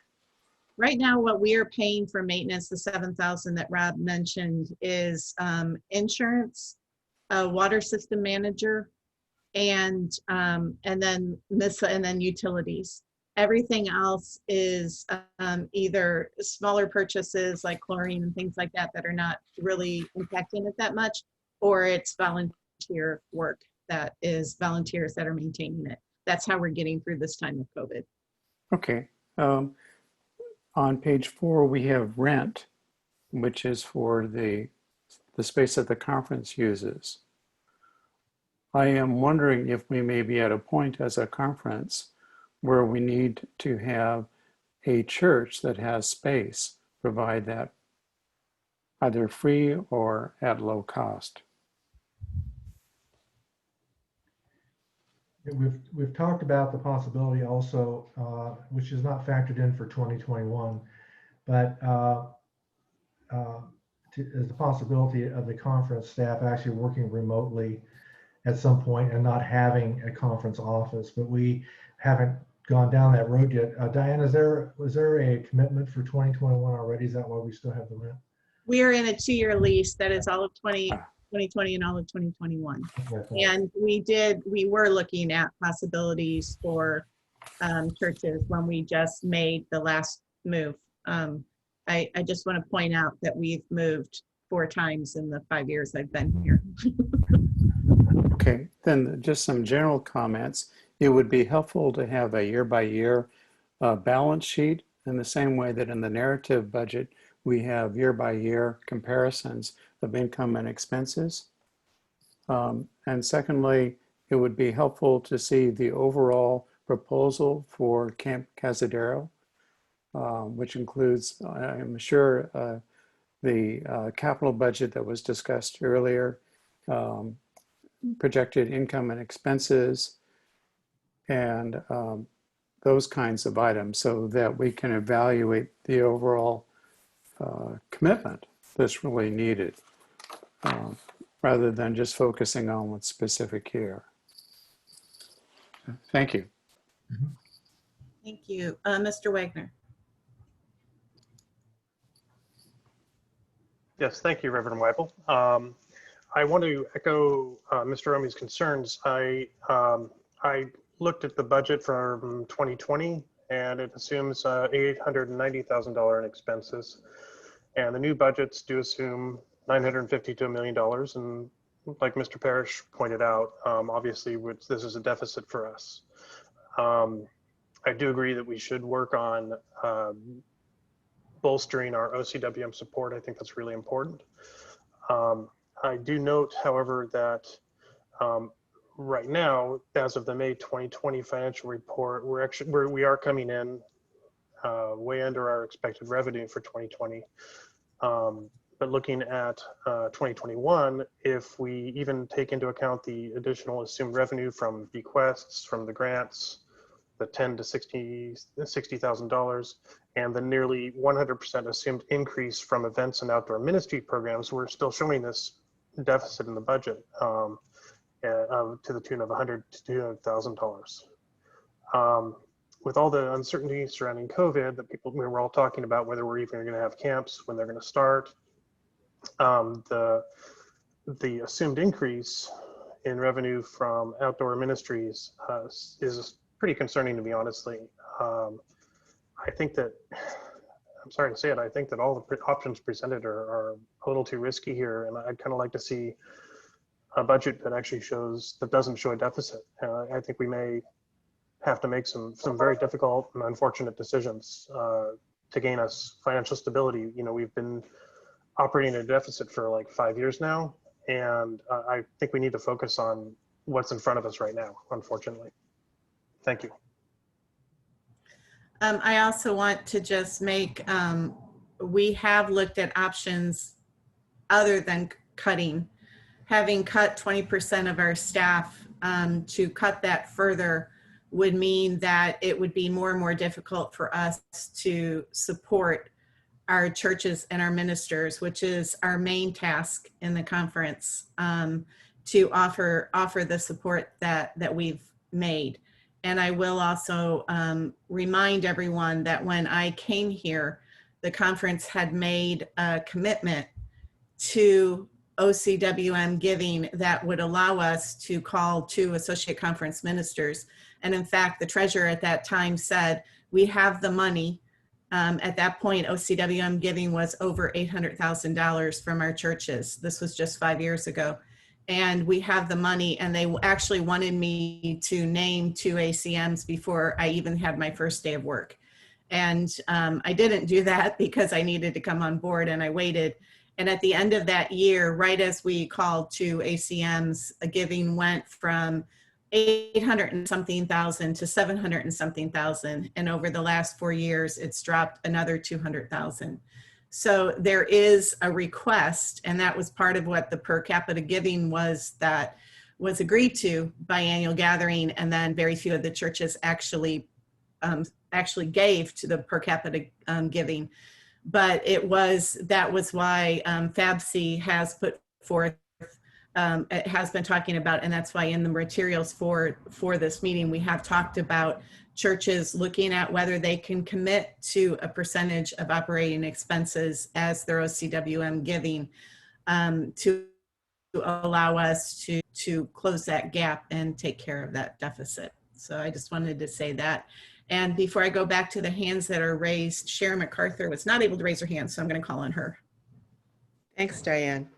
So I was really moved by the presentation earlier about the dream of outdoor ministry and the camps and the enthusiasm that Maria had about what's possible. So I'm headed in that vein, and encouraging us to think outside the box. So first, I have a question before I go there. One is that, are we locked into providing the camp experience and the outdoor ministries just for UCC churches and their and our congregations? Or are we open to sharing the facility? Because I'll tell you, Lacey and Sharon's presentation really had me wondering, this is really fantastic. Is it a venue that we can think of like camp, like Asilomar, that we can reach out and offer this facility to where the money is? I mean, frankly, corporations is where the money is. And corporations have company retreats to build community, to offer a spiritual connection, to figure out what their vision is. And I'm wondering if it's something that we can think outside the box and consider having connection with the land and with spirituality for those that are not a part of the church yet. It might even be an evangelistic tool that we have. You know, it's a beautiful facility. And I think of that, the beautiful presentation, and that's sort of beyond UCC. It's beyond NCNC. It's beyond our youth. It's like people are yearning to be connected. And can we think of this as a venue that we can offer the community at large for a really wonderful spiritual experience that we can sort of, whether they come with their own program or help them create one that is a modified form of the things that we already have. So the budgets speak to donations and all the things that we're used to, all the traditional ways of funding stuff. And grant writing is a really great part of that, because it reaches outside of ourselves to help with the funding. And I'm just wondering if that's a possibility, if that's something that we can consider, that we have a wonderful, beautiful facilities that we can offer beyond our immediate family. And in the process, we can share the UCC story. We can share all different kinds of opportunities for others that may want to get to know who we are. Anyway, the question is, are we bound by any specific bylaws, covenants, et cetera, that holds us to just offering this to our churches and congregations? We begin there, I guess.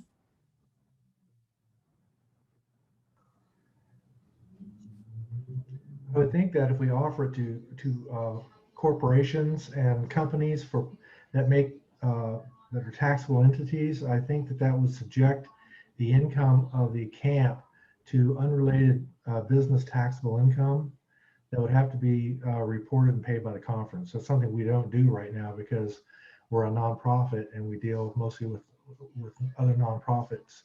But if we're in the business of renting the campsite, then I think we have a tax issue tax filings that would come up. Not saying that would necessarily be a deal breaker, because if we're making enough money, we can pay the tax. It's just that we need to be aware that puts us into a unrelated business taxable income situation. So one of the nonprofits that I worked for, Berkeley Youth Alternatives, had created a special income generating arm that everything that they do, the income that's generated feeds directly into the nonprofit organization. And I'm wondering if that's one possibility. The other one is to start small and offer it to other nonprofits, because if we offer this program to other nonprofits, that doesn't jeopardize our tax liabilities, right? That's correct. And it doesn't jeopardize our tax exempt status as a conference, but it just means that we have additional tax reportings to do if we are in a position where we're receiving unrelated business taxable income. So, but what your comment about having a separate entity perhaps that's handling that and then donates money back to the conference, that separate entity would be the one having to file tax returns. I see. Yeah. So it's just the income that is generated from income not from nonprofits that is taxable. It's Yeah, not. income is unrelated to our nonprofit purpose, right? Okay. So if it's coming from the rental of the camp to not other than nonprofit organizations, then we've created a business. Okay. Taxable as a taxable portion of what we're doing, and we either separate that so we don't have to report everything the conference is doing on the returns going to the IRS, but that separate entity would still have to do tax filings related to that income, less their expenses, of course. It'd be the net income that it's generating that would be taxable.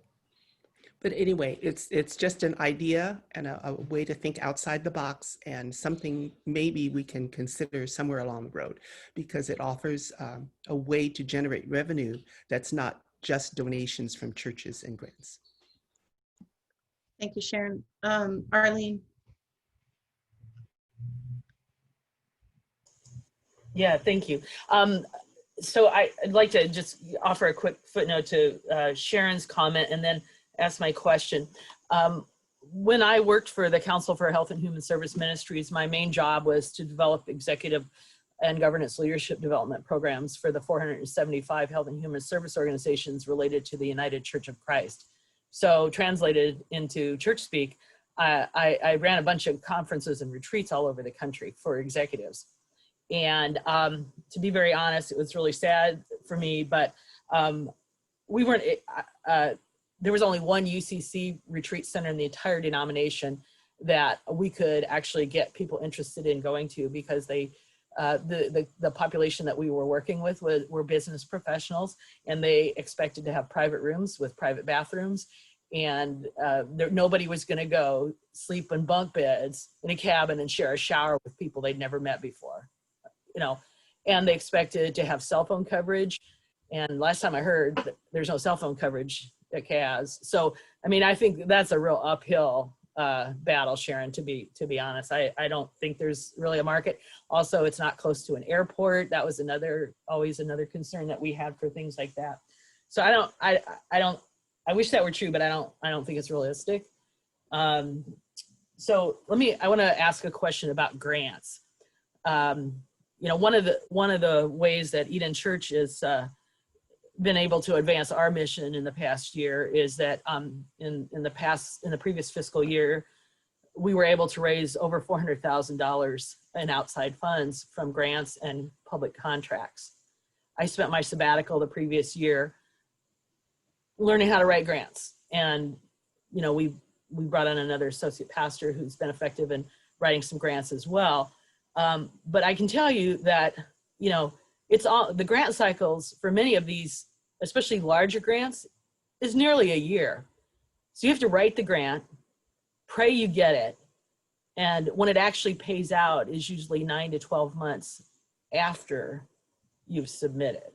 Okay, so I was wondering, you know, like, you know, first of all, are we aware that that's really the environment of the grant cycle, of the grant making organizations, and I guess more importantly is, who are the funders that we would be applying to? Is there anybody who can say, you know, well, here are 10 prospects where their mission is completely aligned with what Cazadero does, or the vision of what we want Cazadero to be about, where, you know, we've got these realistic prospects in hand.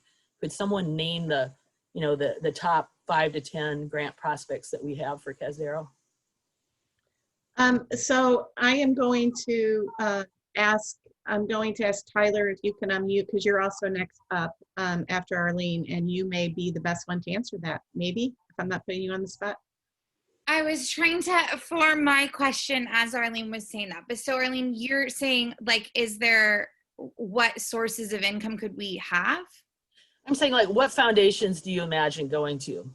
For example, you know, Eden Church has been successful in securing some grants from the East Bay Community Foundation, the San Francisco Foundation. I feel like that piece, I feel like that's a Sharon and Lacey question. Yeah, Sharon and Lacey.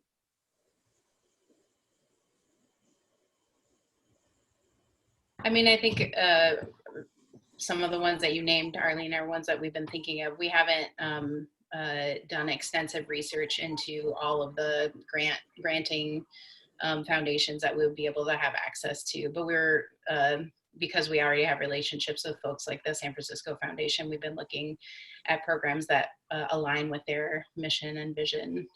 So that's the only one that comes to the top of my head in this very moment. I can add more as I am thinking of them, but thank you for that. And also, if I can jump in wearing my ACM for Philanthropy and Stewardship hat here as well. We also have access through partners in the faith-based fundraising sphere to a program called Grant Station, which is a package that indicates virtually every grant maker that has a public listing, either through IRS documentation or through informal family foundations or what have you. Part of the challenge for that, of course, goes to the fact that with a 20% reduction in staff, the ability to continue writing those grants, we do receive grants presently, largely from our UCC partners, but also every once in a while from elsewhere. But we do have the ability to look at and filter through those possibilities. And certainly with the larger perspectives, all of these pieces are overlapping. But we're not without data, we're without the ability to sort of effectively filter through that. But we're aware of the grant cycles. That's all part of those packages. Yeah, I mean, we've had a subscription to Grant Station as well too. But I mean, I have to be honest, I dedicated my entire sabbatical to vetting, going through giant lists to get down to, I don't know, 20 foundations that were even close to a match. And, as I got into it, some of them aren't even making grants this year because of the downturn in the economy and the fact that they've spent too much of their seed corn and they need to regrow their base in order to be able to make contributions and stuff. So anyway, I'm really excited and proud of the success that we've had. And I got to tell you, it's been a hell of a lot of work. I spent hours and hours on this stuff. And, and most of the grants are grants that if they renew, don't renew beyond 3 years. And it's not enough to have an address or an email to send these things to. Our success and most organizations' success is tied to developing a personal relationship with your funders and so forth. And that doesn't happen overnight. So I just want to encourage us to think that, it's A, not a panacea, and B, it's not an immediate, microwave kind of solution. It really takes time to develop that. So, anyway, it's possible, but it may, I just want to help everybody appreciate it. It's more time consuming than maybe we realize. I'm wondering, can Sharon and I jump in? Please do. Just because I'm seeing some questions over in the chat, and it's feeling like maybe it's not clear to folks in budget 3, like what the camp money is in part going to.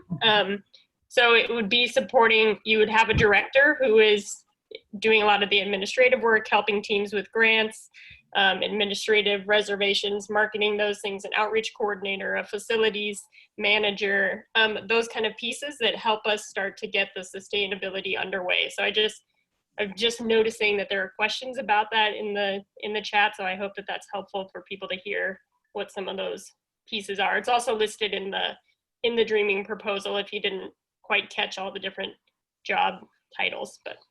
Yeah, thank you, Lacey. I guess some other news from the front lines. I got to tell you, nobody wants to fund Backbone, hardly. I mean, it's very hard. You'll be a lot more successful in raising money for program, actually the workshops, but nobody's going to want to pay that director's salary. Nobody's going to want to fix your water system. Nobody's going to want to put shingles on the cabins and so forth. So one other question here, I'm unclear about what we think what months of 2021 we would be open. Because I gotta tell you, I don't think there's much hope to have the camp open next year. Certainly not before Labor Day.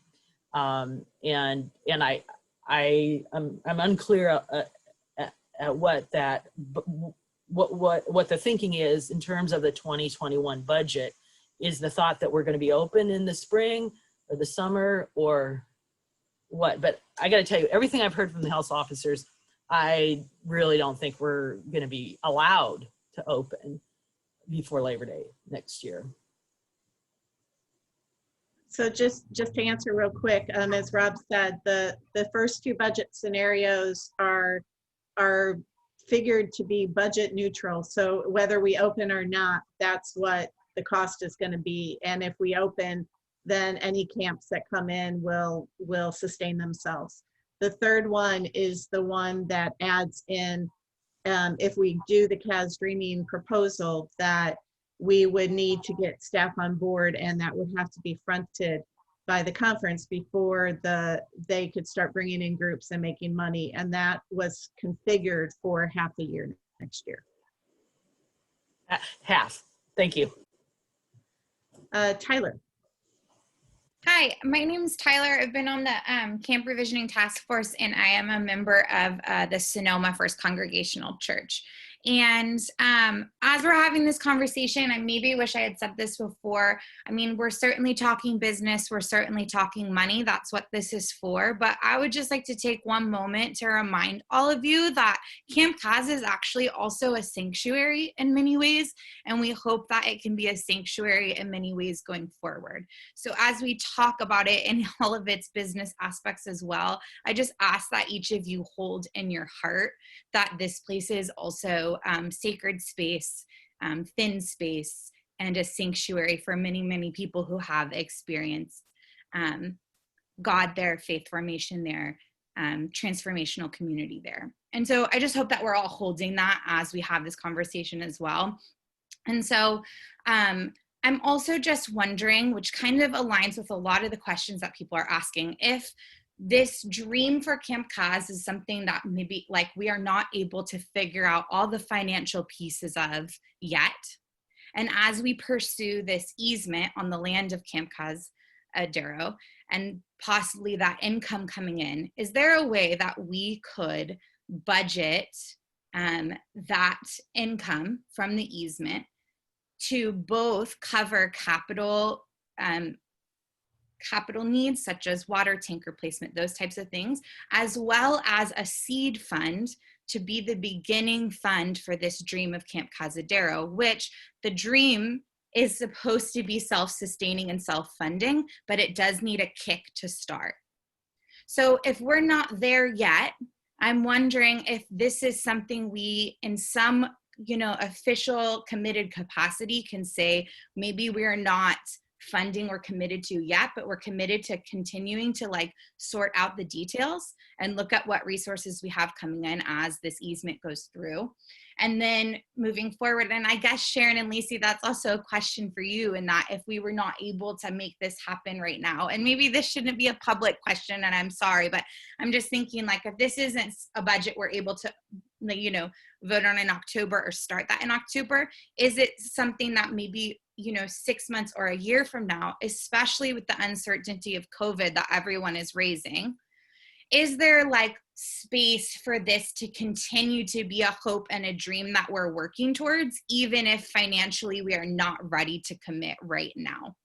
And lastly, I would just like to say I've been working with Maria on that budget, or on the alumni piece. And there is a lot of folks who are not members of our churches for whom do feel like this, is a sacred space for them. And it is really our goal to, over the next few months, re-engage those folks financially and hope that they can help support some of that underlying $7,000 cost for insurance and some of the basic maintenance. So So there's a group of people really working and rallying to try and take that financial burden off the conference. And I would really, really love to see this group of people who represents our whole conference see that any money that comes from an easement of Camp Cazadero on that land should go into attempting the best we can to support its future. So as we think of both a new water system that's needed, can we also think of a seed fund that launches this dream that Sharon and Lacey have brought to us that then gives it the chance to be self-sustaining within a year or so? Is there a way we could make some sort of commitment to that, even if we're not able to make the commitment to it in this budget that we vote on in October? Susan. Hi, thank you for calling on me. I have a number of points that I want to respond to from other people's questions. Sharon, you brought up the idea of could we go to outside groups? And frankly, the answer is no, because of the taxation issues that were raised.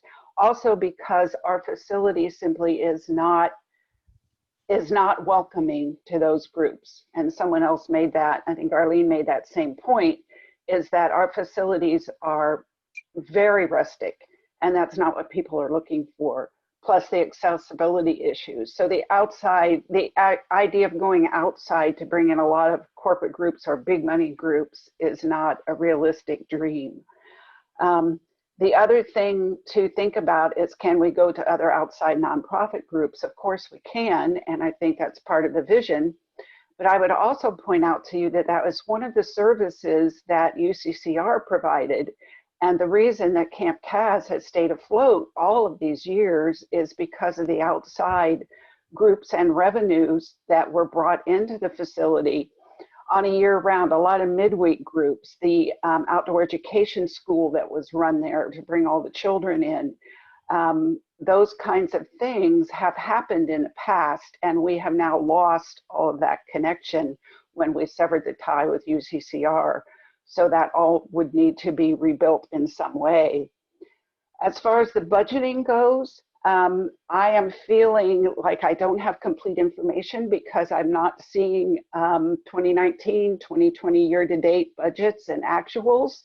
What was distributed for this meeting was simply these deficit projected budgets, which is unreasonable to not present a balanced budget and say, what would that look like? The costs that were presented for Camp Kaz, kind of on a maintenance level of $60,000, is not the same $7,000 a month that was mentioned. Whereas the personnel costs for the site director that's living on the site, I believe we need a complete breakdown of what it takes to run Camp Kaz, whether we're in a no camper situation or whether we're looking at a camp full. We don't have enough detail to address all of the concerns that have been raised about all of the outstanding maintenance issues, not to mention any capital improvements that need to be made. So I believe we need that historical budget information before we can make any good decisions. We need a balanced budget option, and we need detail on the Camp Kaz stuff. And for the grant writing, I think it is not wise to include grant money in any proposed budget. You don't budget for a grant. You write a grant to support some new program that you want to do, and if the money comes through, then whoopee, we've got something new that we can do, but you do not budget for grant money that is totally unknown at this point. So those are my comments and my request that we be distributed current budget information from 2019, 2018, year to date. We need that information, and we need a balanced budget option. May I just looking at some comments, and in the chat box, there's a concern that because we have been talking about camp a lot, and now we're focused a lot on that third budget, and not addressing the deficits in all three budgets and the overall OCWM. So I would ask, as I call on you, that if your question or your comment is about camp, you will have the opportunity to send that in an email to agfeedback@ncncucc.org. And we'll get that email address to you again. But I would like to say that for the rest of the time, if we could focus on some of those core issues that were brought up. Barbara.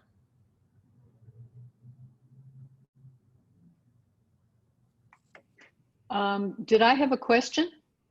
Well, your hand was raised. I don't. Oh, okay. I think that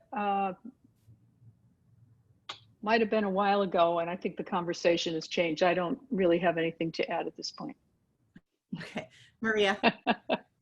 Yeah, it was something about camp. Okay, Alan. Yeah,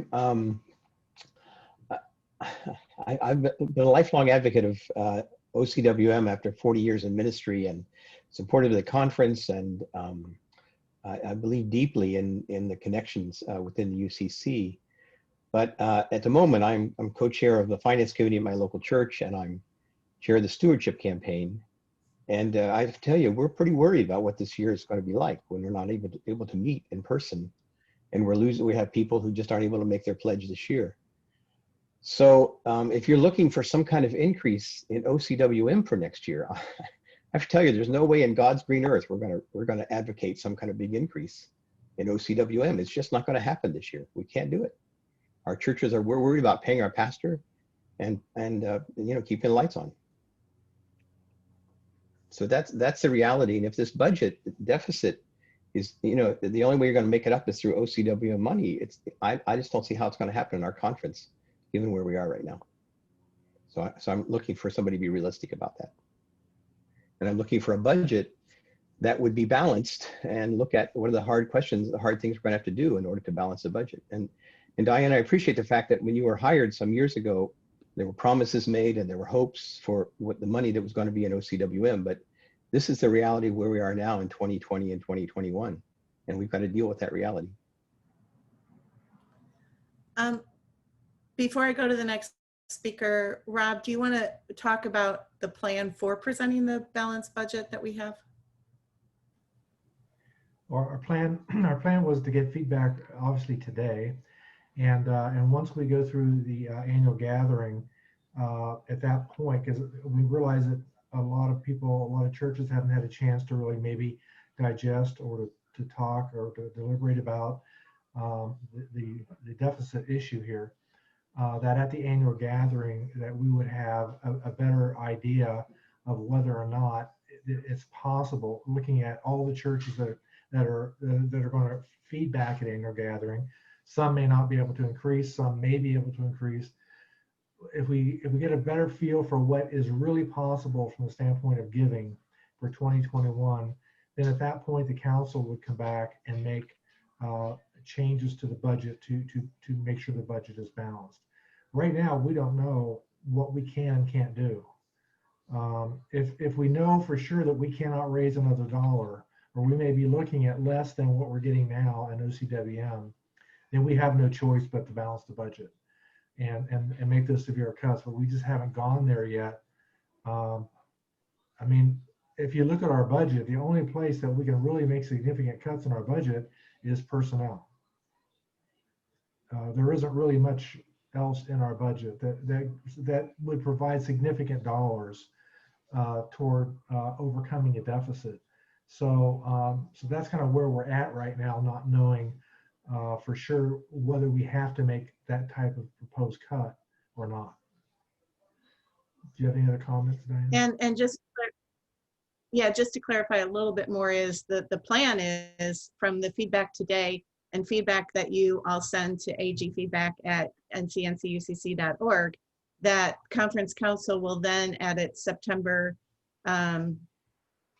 19th meeting will be determining what balanced budget will be presented to annual gathering.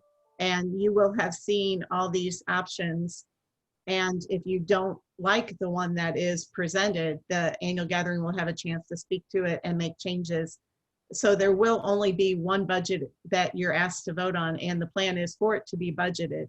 But the decision on what that looks like is coming out of today's conversation and feedback that's received between now and the 19th of September.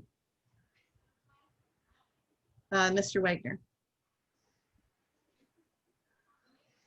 Yes, thank you, Reverend Weibel. Firstly, I do really want to hold and respect what Tyler did say, and I know we're not talking about camp anymore, but it does tie into the budget as well. She's very heartfelt in this, and I really respect that and agree with her in a lot of ways. I think we want to continue to focus on what we can do there.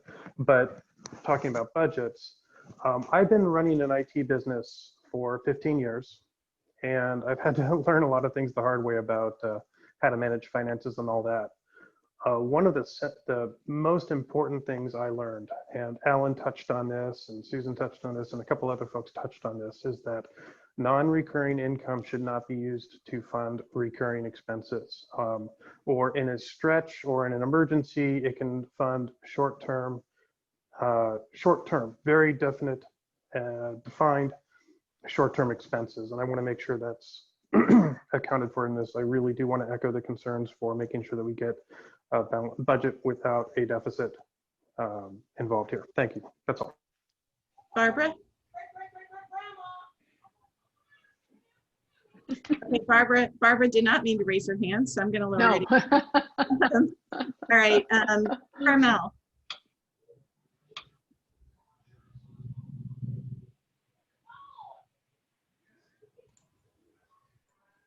Carmel, you need to unmute yourself. Can't hear you. Sorry.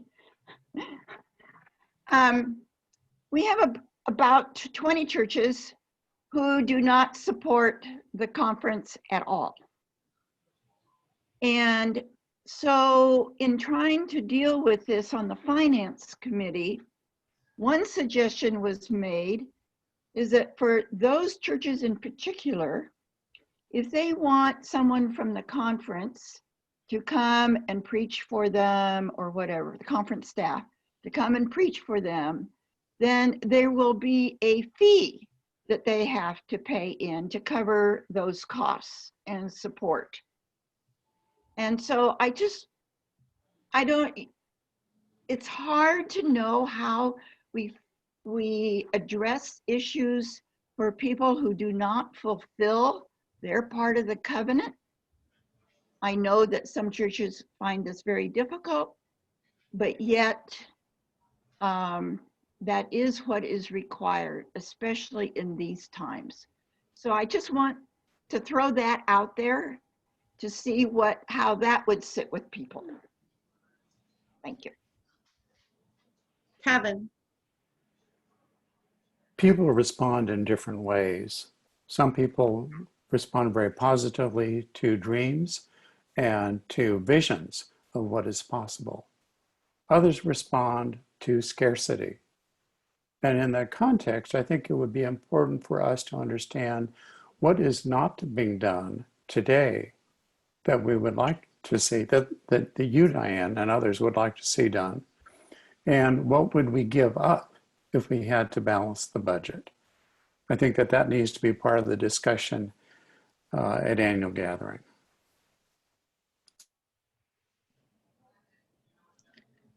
Thank you. Are you wanting me to address that, Kevin?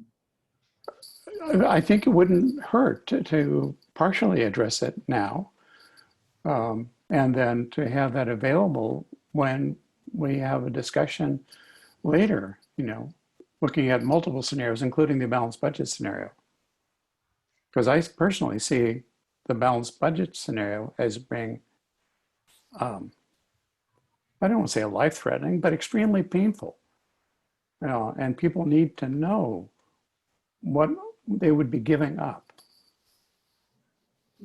The last thing I wanted to suggest is there any way to do a polling of at least our largest churches, the largest givers to OCWM, and get an estimate for what they think they'll be able to do. So in terms of the polling, yes, that can be done. And actually all churches following annual gathering are going to be able to be asked to back up their vote with an actual pledge, so that if the vote goes for one budget and the pledge does not demonstrate that we would be able to balance that budget, then we would have to look, council would have to look at changes even before the end of the year. In terms of, I will tell you that I have received no less than 5 emails in the last couple of days that have talked to me about how ideas for ways that we can be communicating better, publicizing things, getting word out, connecting churches, doing things like that. And I would love to do it. I was the web designer for the Hawaii conference for years. I did all of the communications. I know what I would love to see done, and we do not have the capacity to do that. And that is with what we have right now. If we were to balance that budget, there would be a lot. One of the things that people in this conference have said to all of us on staff is they appreciate how responsive we are, and how we are always open for conversations and we respond to emails. And that would not happen if we were to go to, even now, we're struggling to keep up. And, often working 14-hour days to try to maintain the level of responsiveness that we had when we had 5 staff members. I would love to see us be able to do more of that communication and marketing, fundraising focus, that rather than having Daniel with a small slice of his portfolio, to be able to have a position that was a bigger piece of it, to continue to be able to be present with churches, so we would be losing some of that responsiveness. We would be losing some of the time that we could even spend with churches that are in crisis. We are, we have offered to various churches mediation. We've all been trained as mediators and coaches. We've offered services in mediation and coaching and different things like that. And we would be limited on what we could do if we were to cut back even further. So that's a little bit of what I would love to be able to do that I can't do now, and what I could see us having to cut back more. Our priority is threefold, and that is supporting our churches, supporting our ministers, and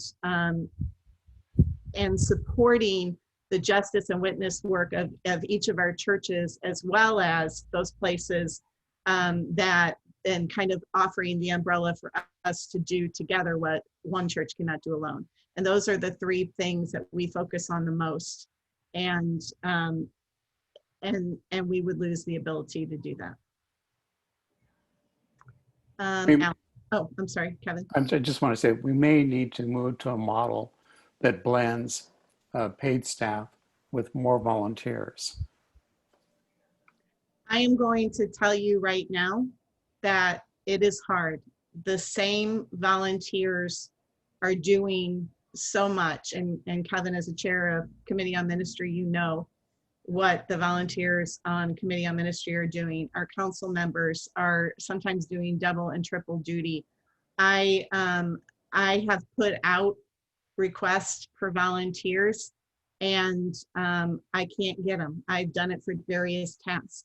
I am not optimistic that we would be able to carry on some of the functions we're already doing. We have a great group of volunteers and they're doing amazing work. And if we were to try to bring in more volunteers, I do not know where that would come from. Just because we've been trying to find volunteers since Joy retired for various projects, and we've not been very successful at getting volunteers that actually had the time to follow through on some of what we needed done. Alan. Yeah, I want to respond to what Tyler Dickey said a little earlier. I love Camp Kaz. I know it's a sacred place. It is for me and for our church, which has done our family camp there for years. And I'm worried. I need to say I'm worried that if we do this Sonoma Land Trust and get this big chunk of money, I'm worried that it will not go to Camp Kaz, or a lot of it, that it won't be reserved for Kaz. That too. I'm worried that instead we're looking at maintaining our staff and maintaining our budget, and I'm afraid it'll go to that unless we're willing to face the hard issues. So I'd like to see the money, as Tyler said, I'd like to see the money set aside immediately for Camp Kaz, and only for the maintenance of Camp Kaz and for this program and this dream that we have of maintaining Kaz. I also want to say that I just think we have to face the reality of judicatories across the denominations and across the UCC are just they're not funded the way they used to be. The Methodists in Northern California have had to reduce a lot of their districts. They have this whole system of connectionalism. They've had to reduce that because there's just not money for it like there used to be. And so there are hard decisions that have to be made, including staff decisions. And I just want to encourage us to have to face that and have to do that. Even though it means less services for us. I think that's the reality we're looking at. Let me also say just a note about it, the Sonoma Land Trust deal is up to $1 million, up to $1 million. We're not even guaranteed $1 million. We will most likely, by the time we are able to open camp, we'll have gone through the only reserve fund we have to support camp, which was a $200,000 fund that came from Redwood City when they closed and was meant to support youth ministry and outdoor programming in camp ministry. It's where a lot of our scholarships for youth come. We are looking at that being completely wiped out. We will not have that. That is 1/5 of $1 million. So if we continue with trying to fund the camp, we are looking at that $1 million not going very far. If it were able to be part of an endowment where the proceeds could be used for however we designate that, we are looking in a good stock market at maybe $30,000 a year that would come in for that. If we have to take away the principal and start using that $1 million for replacing water tanks, for the other infrastructure, saving the pool, for the retaining wall, for all those things, there may not be at the end of COVID $1 million left, and much less. So I know this is a conversation that's I've heard it repeated many times today, but I want us to not be thinking that the $1 million would save everything related to camp. Melanie. You've already partly spoken to this, but I think we need to be really specific about what we're giving up when we cut the staff by 20%. And if we're talking about, I hope we're not talking about even further cuts, but if we are, I think we as congregations and as ministers and as committees on ministry need to talk about what we're willing to give up that we right now expect to receive from conference staff.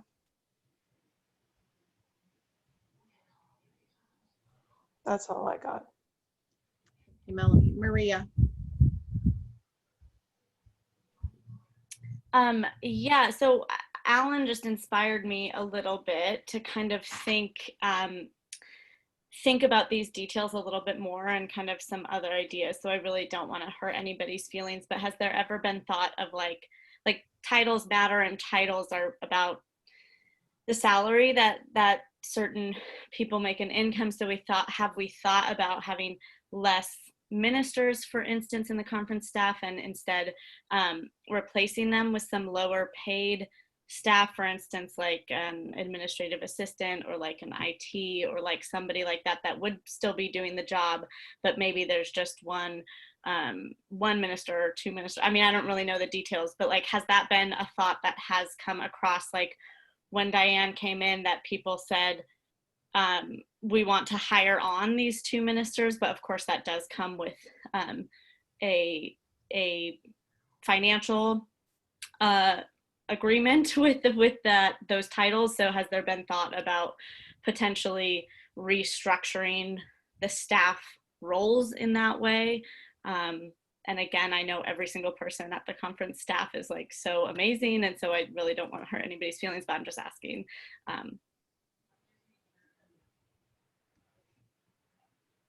I don't know who that question was directed at. I will just respond by saying that if, for those of you who have been at annual gathering the last 4 years, every year, myself and the two ACMs do a state of the conference, what we've done, what we've accomplished over the year as a conference, how your OCWM dollars have been used in terms of the conference staff support and the work that we've done with all of our throughout our conference system.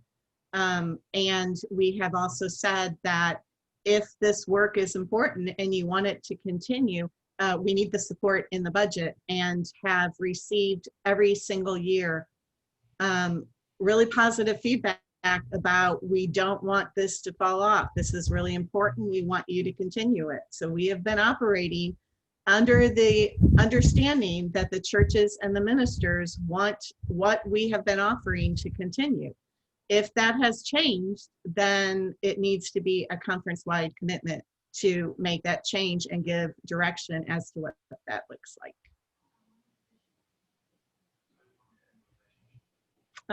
April.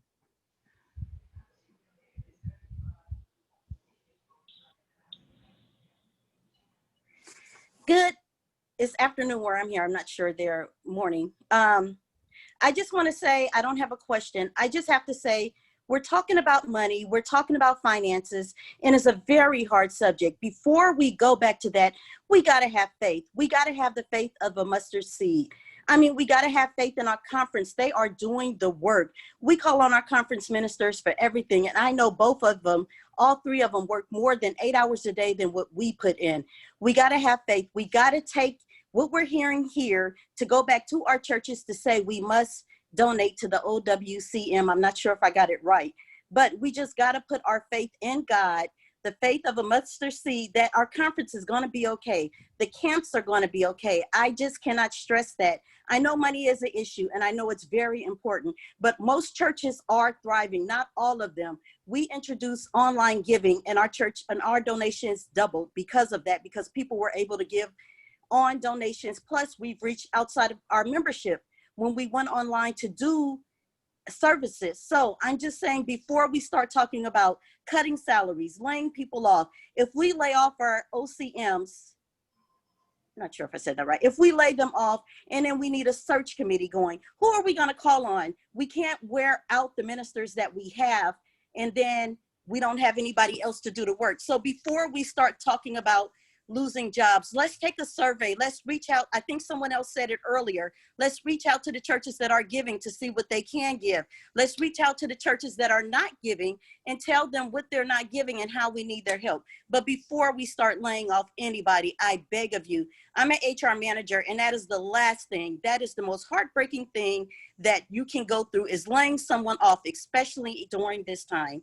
So that's basically all I had to say. Val?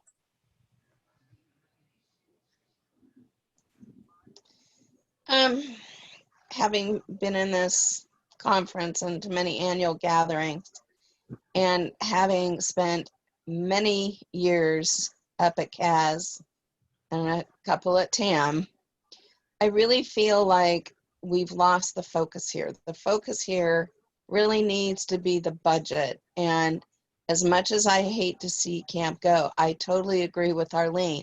Camp's not happening in person, anytime, any place. My guess is at least a year, if not longer. I think we need to put the focus, if camp wants to focus on camp, on doing virtual camps like the DOC did. But I think we need to look practically. You're not going to have camp if you don't have your staff. And I think we need to focus on a budget that allows us to have the staff that we need to be able to do camp. I don't want to see camp go, but I can't see the conference disappearing to save camp, because you still aren't going to have a camp, because you aren't going to have any conference leadership to help. So I would like to see a budget that is more in line with knowing camp is not going to happen in person until next year, and let's see where next year's budget leads us. Sure. So let's talk some numbers. If we were to adopt budget 1, budget 2, or budget 3, about how much increase from what we're actually getting would it cost per member? About, you know what I'm saying? So for someone like me, I say, well, let's say I want to fund this budget 1 or budget 2 or budget 3. What are we talking about? How much increase per member are we talking about for our churches?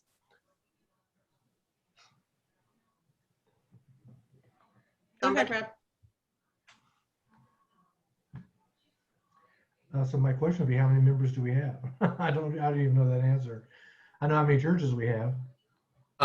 Based on the yearbook, and I would have to pull up the actual file, but the ballpark I would say is there's reporting around 13,000 members from our churches. So that would mean if all 13,000 was to give, it'd be only $8.50 a person to cover budget number 1.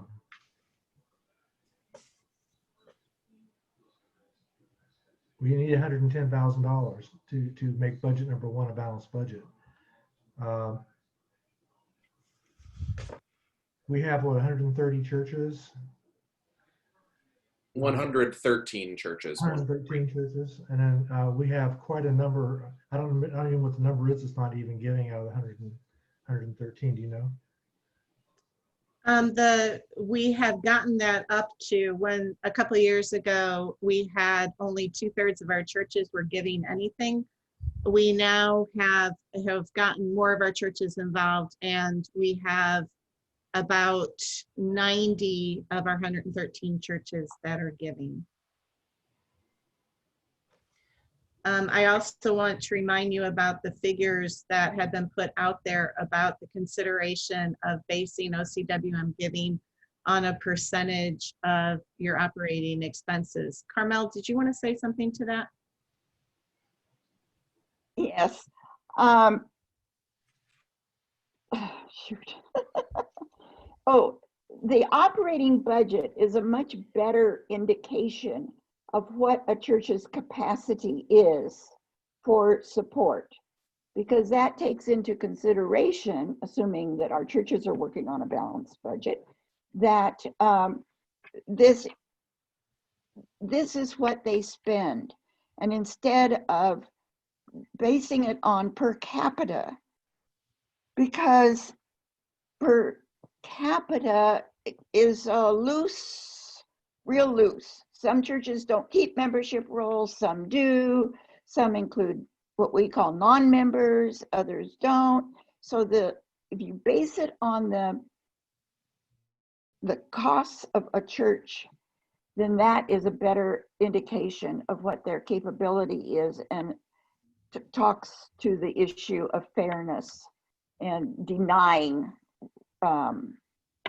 services to a church that can't afford to pledge to the conference. And I will just refer you to the interpretive piece that Daniel did some amazing work on the last page. There is a chart of giving that shows if, depending on whether there's 82, 85, 90, 100, or all 113 of our churches giving either 3, 4, or 5% of their operating expenses to OCWM, what our revenue would look like. Thank you. Arlene.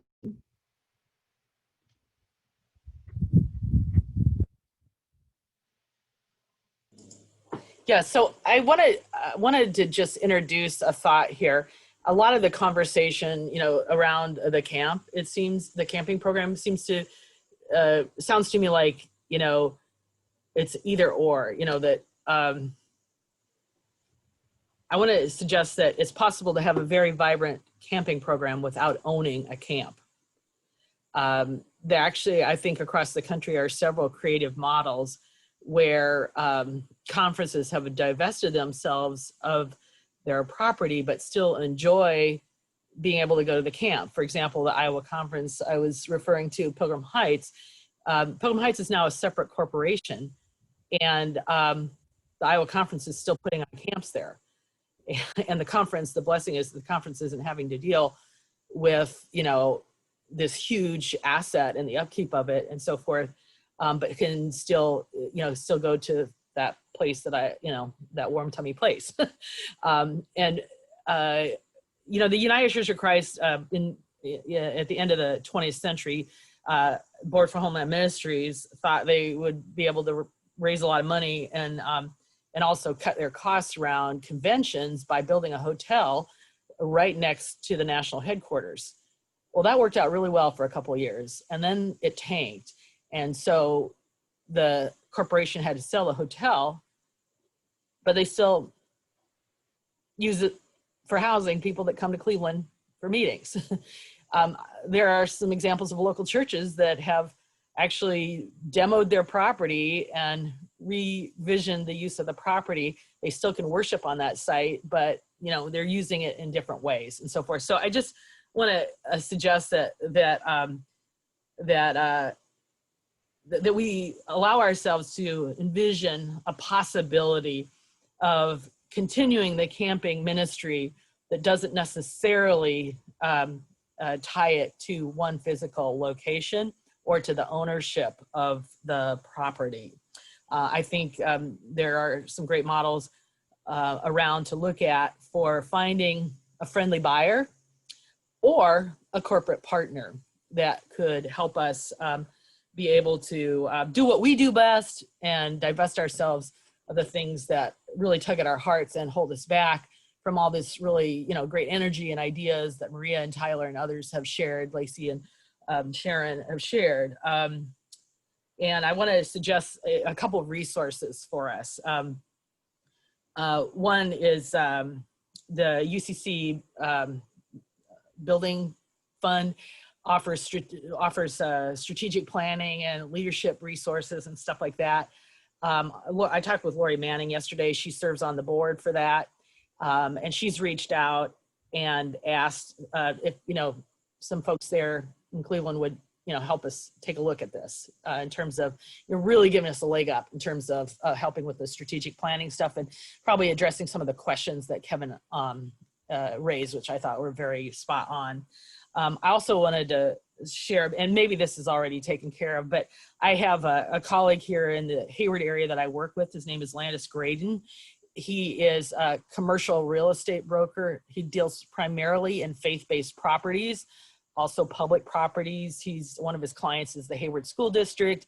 Another is Alameda County Board of Education and so forth. But he's done a remarkable amount of work in developing religiously owned properties into nonprofit housing, buying and selling Christian camp colleges. He also told me he's handled the purchase and sale of a 400-acre forest, a strawberry farm, and stuff like that. This is a guy, and he also has a seminary degree from Claremont. So he's a person of faith, a faith leader, speaks our language, understands our culture, appreciates our mission. And I asked him, you know, if there was a market for camps. And he said, well, yeah, there is. It's not big, but there is. And anyways, he told me that if we provided him with some, you know, basic specs about the camp, that he would reach out to colleagues in his professional network and, you know, help us with, a kind of quick and dirty assessment of the marketability of the camp, just for informational purposes. You know, again, I want to encourage us to think about the possibility of being able to either find a business partner or sell to a friendly buyer who would be delighted to see what we do keep going without us dealing with all the physical capital problems. So just put it out there, and just let me know if you'd like, like help in making those connections. I'd be glad to help. Thank you, Madam Moderator. Thank you, Diane. So, wow. Thank you for all the discussion. Thank you for the resources. Thank you for caring about our churches, our ministries, our staff. We had a lot of various viewpoints on all of this today, and appreciate that. I really appreciate the honest and difficult conversations, especially around our deficit in the budget and ways that we can try to get that balanced. I really appreciate keeping the faith and dreaming, and also drilling down to the bits and bytes, the ones and zeros and the numbers. So thank you for all that. And we will take all the feedback to the next council meeting on the 19th September. Please remember, I put in the chat box agfeedback@ncnc.org. Capitalization does not matter on that, but please continue to send us your feedback in your voice. I want to remind everyone that in about 4 weeks, Saturday, September 26th, we're going to, in the afternoon this time, from 1 to 4 p.m., we're going to have more discernment sessions. There will be 4 discernment sessions regarding the several proposals that was put forth by the Justice and Witness Committee. And those proposals are ways that we as individuals, churches, and the conference can work towards becoming an anti-racist conference. September 26th will look a little different from today, and it will look more like as if we're in person. And so what that means is you will be able to move around, and we'll have various links. You will be able to move around to each of the different 4 sessions, or if you want to stay in one and attend the whole thing, you can. But I just want to let you know we'll have different links coming out, and there'll be more information on that, but you will be able to move around from discernment session to discernment session. And that said, we're actually going to have 2 rounds of discernment sessions. So we'll have 1 round, and we'll take a break, and then we'll have a 2nd round and repeat each of those 4 proposal discernment sessions. So if you go to one, if you go to the first discernment session and you have discerned all you wanted to discern, no need to go to the 2nd one and your day is done. But let's say you went to a discernment session in the first one and then you wanted to attend a 2nd one in full, that opportunity is there for you. So again, I want to thank our parliamentarian, and it's Reverend Brenda Lorman, our facilitators, recorders. They will be doing double duty, triple duty probably now on that day, October 24. So in 8 weeks from today is actually annual gathering. We plan on a full day from 10 a.m. to 4:30. So I just want to thank everybody that participated today. It is being recorded, and so that will be available for those that were not here today. I appreciate everybody who worked behind the scenes to make all this happen.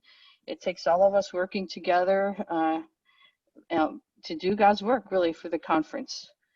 And so with that, I'd like to call upon Reverend Sharon MacArthur to please close us in prayer. All righty, here we go. So take a deep breath in, hold it, hold it, hold it, hold it, and out. One more time. Breathe it in, hold it. All the things that we've shared, we've heard, we've listened to, and breathe it out with love into the world and give it up. Please pray with me. Oh God, thank you for time and space, for honest sharing, for passionate sharing, for respectful listening, for honoring one another and diverse experiences. Help us to process all that has happened, all this information, all of the passions and concerns of the input from our sisters and brothers. Help us to welcome the working of the Holy Spirit in the midst of all this. Weave them all together, that it serves as a light to light the way forward toward your hope and will for us. Be with us as we leave this gathering to continue to communicate with one another. Be with our council as they meet. Be with our leaders. Be with each one here. Be with our beloved staff. Keep your people safe and healthy in your love and wisdom and your light. Bless us as we continue to live and breathe you always. In Jesus' name we pray. Amen. Amen. Thank you, Sharon. Bless you all. Yes. See you next time. Thank you so much for all your sharing. Bye. Bye-bye. Thank you for being here.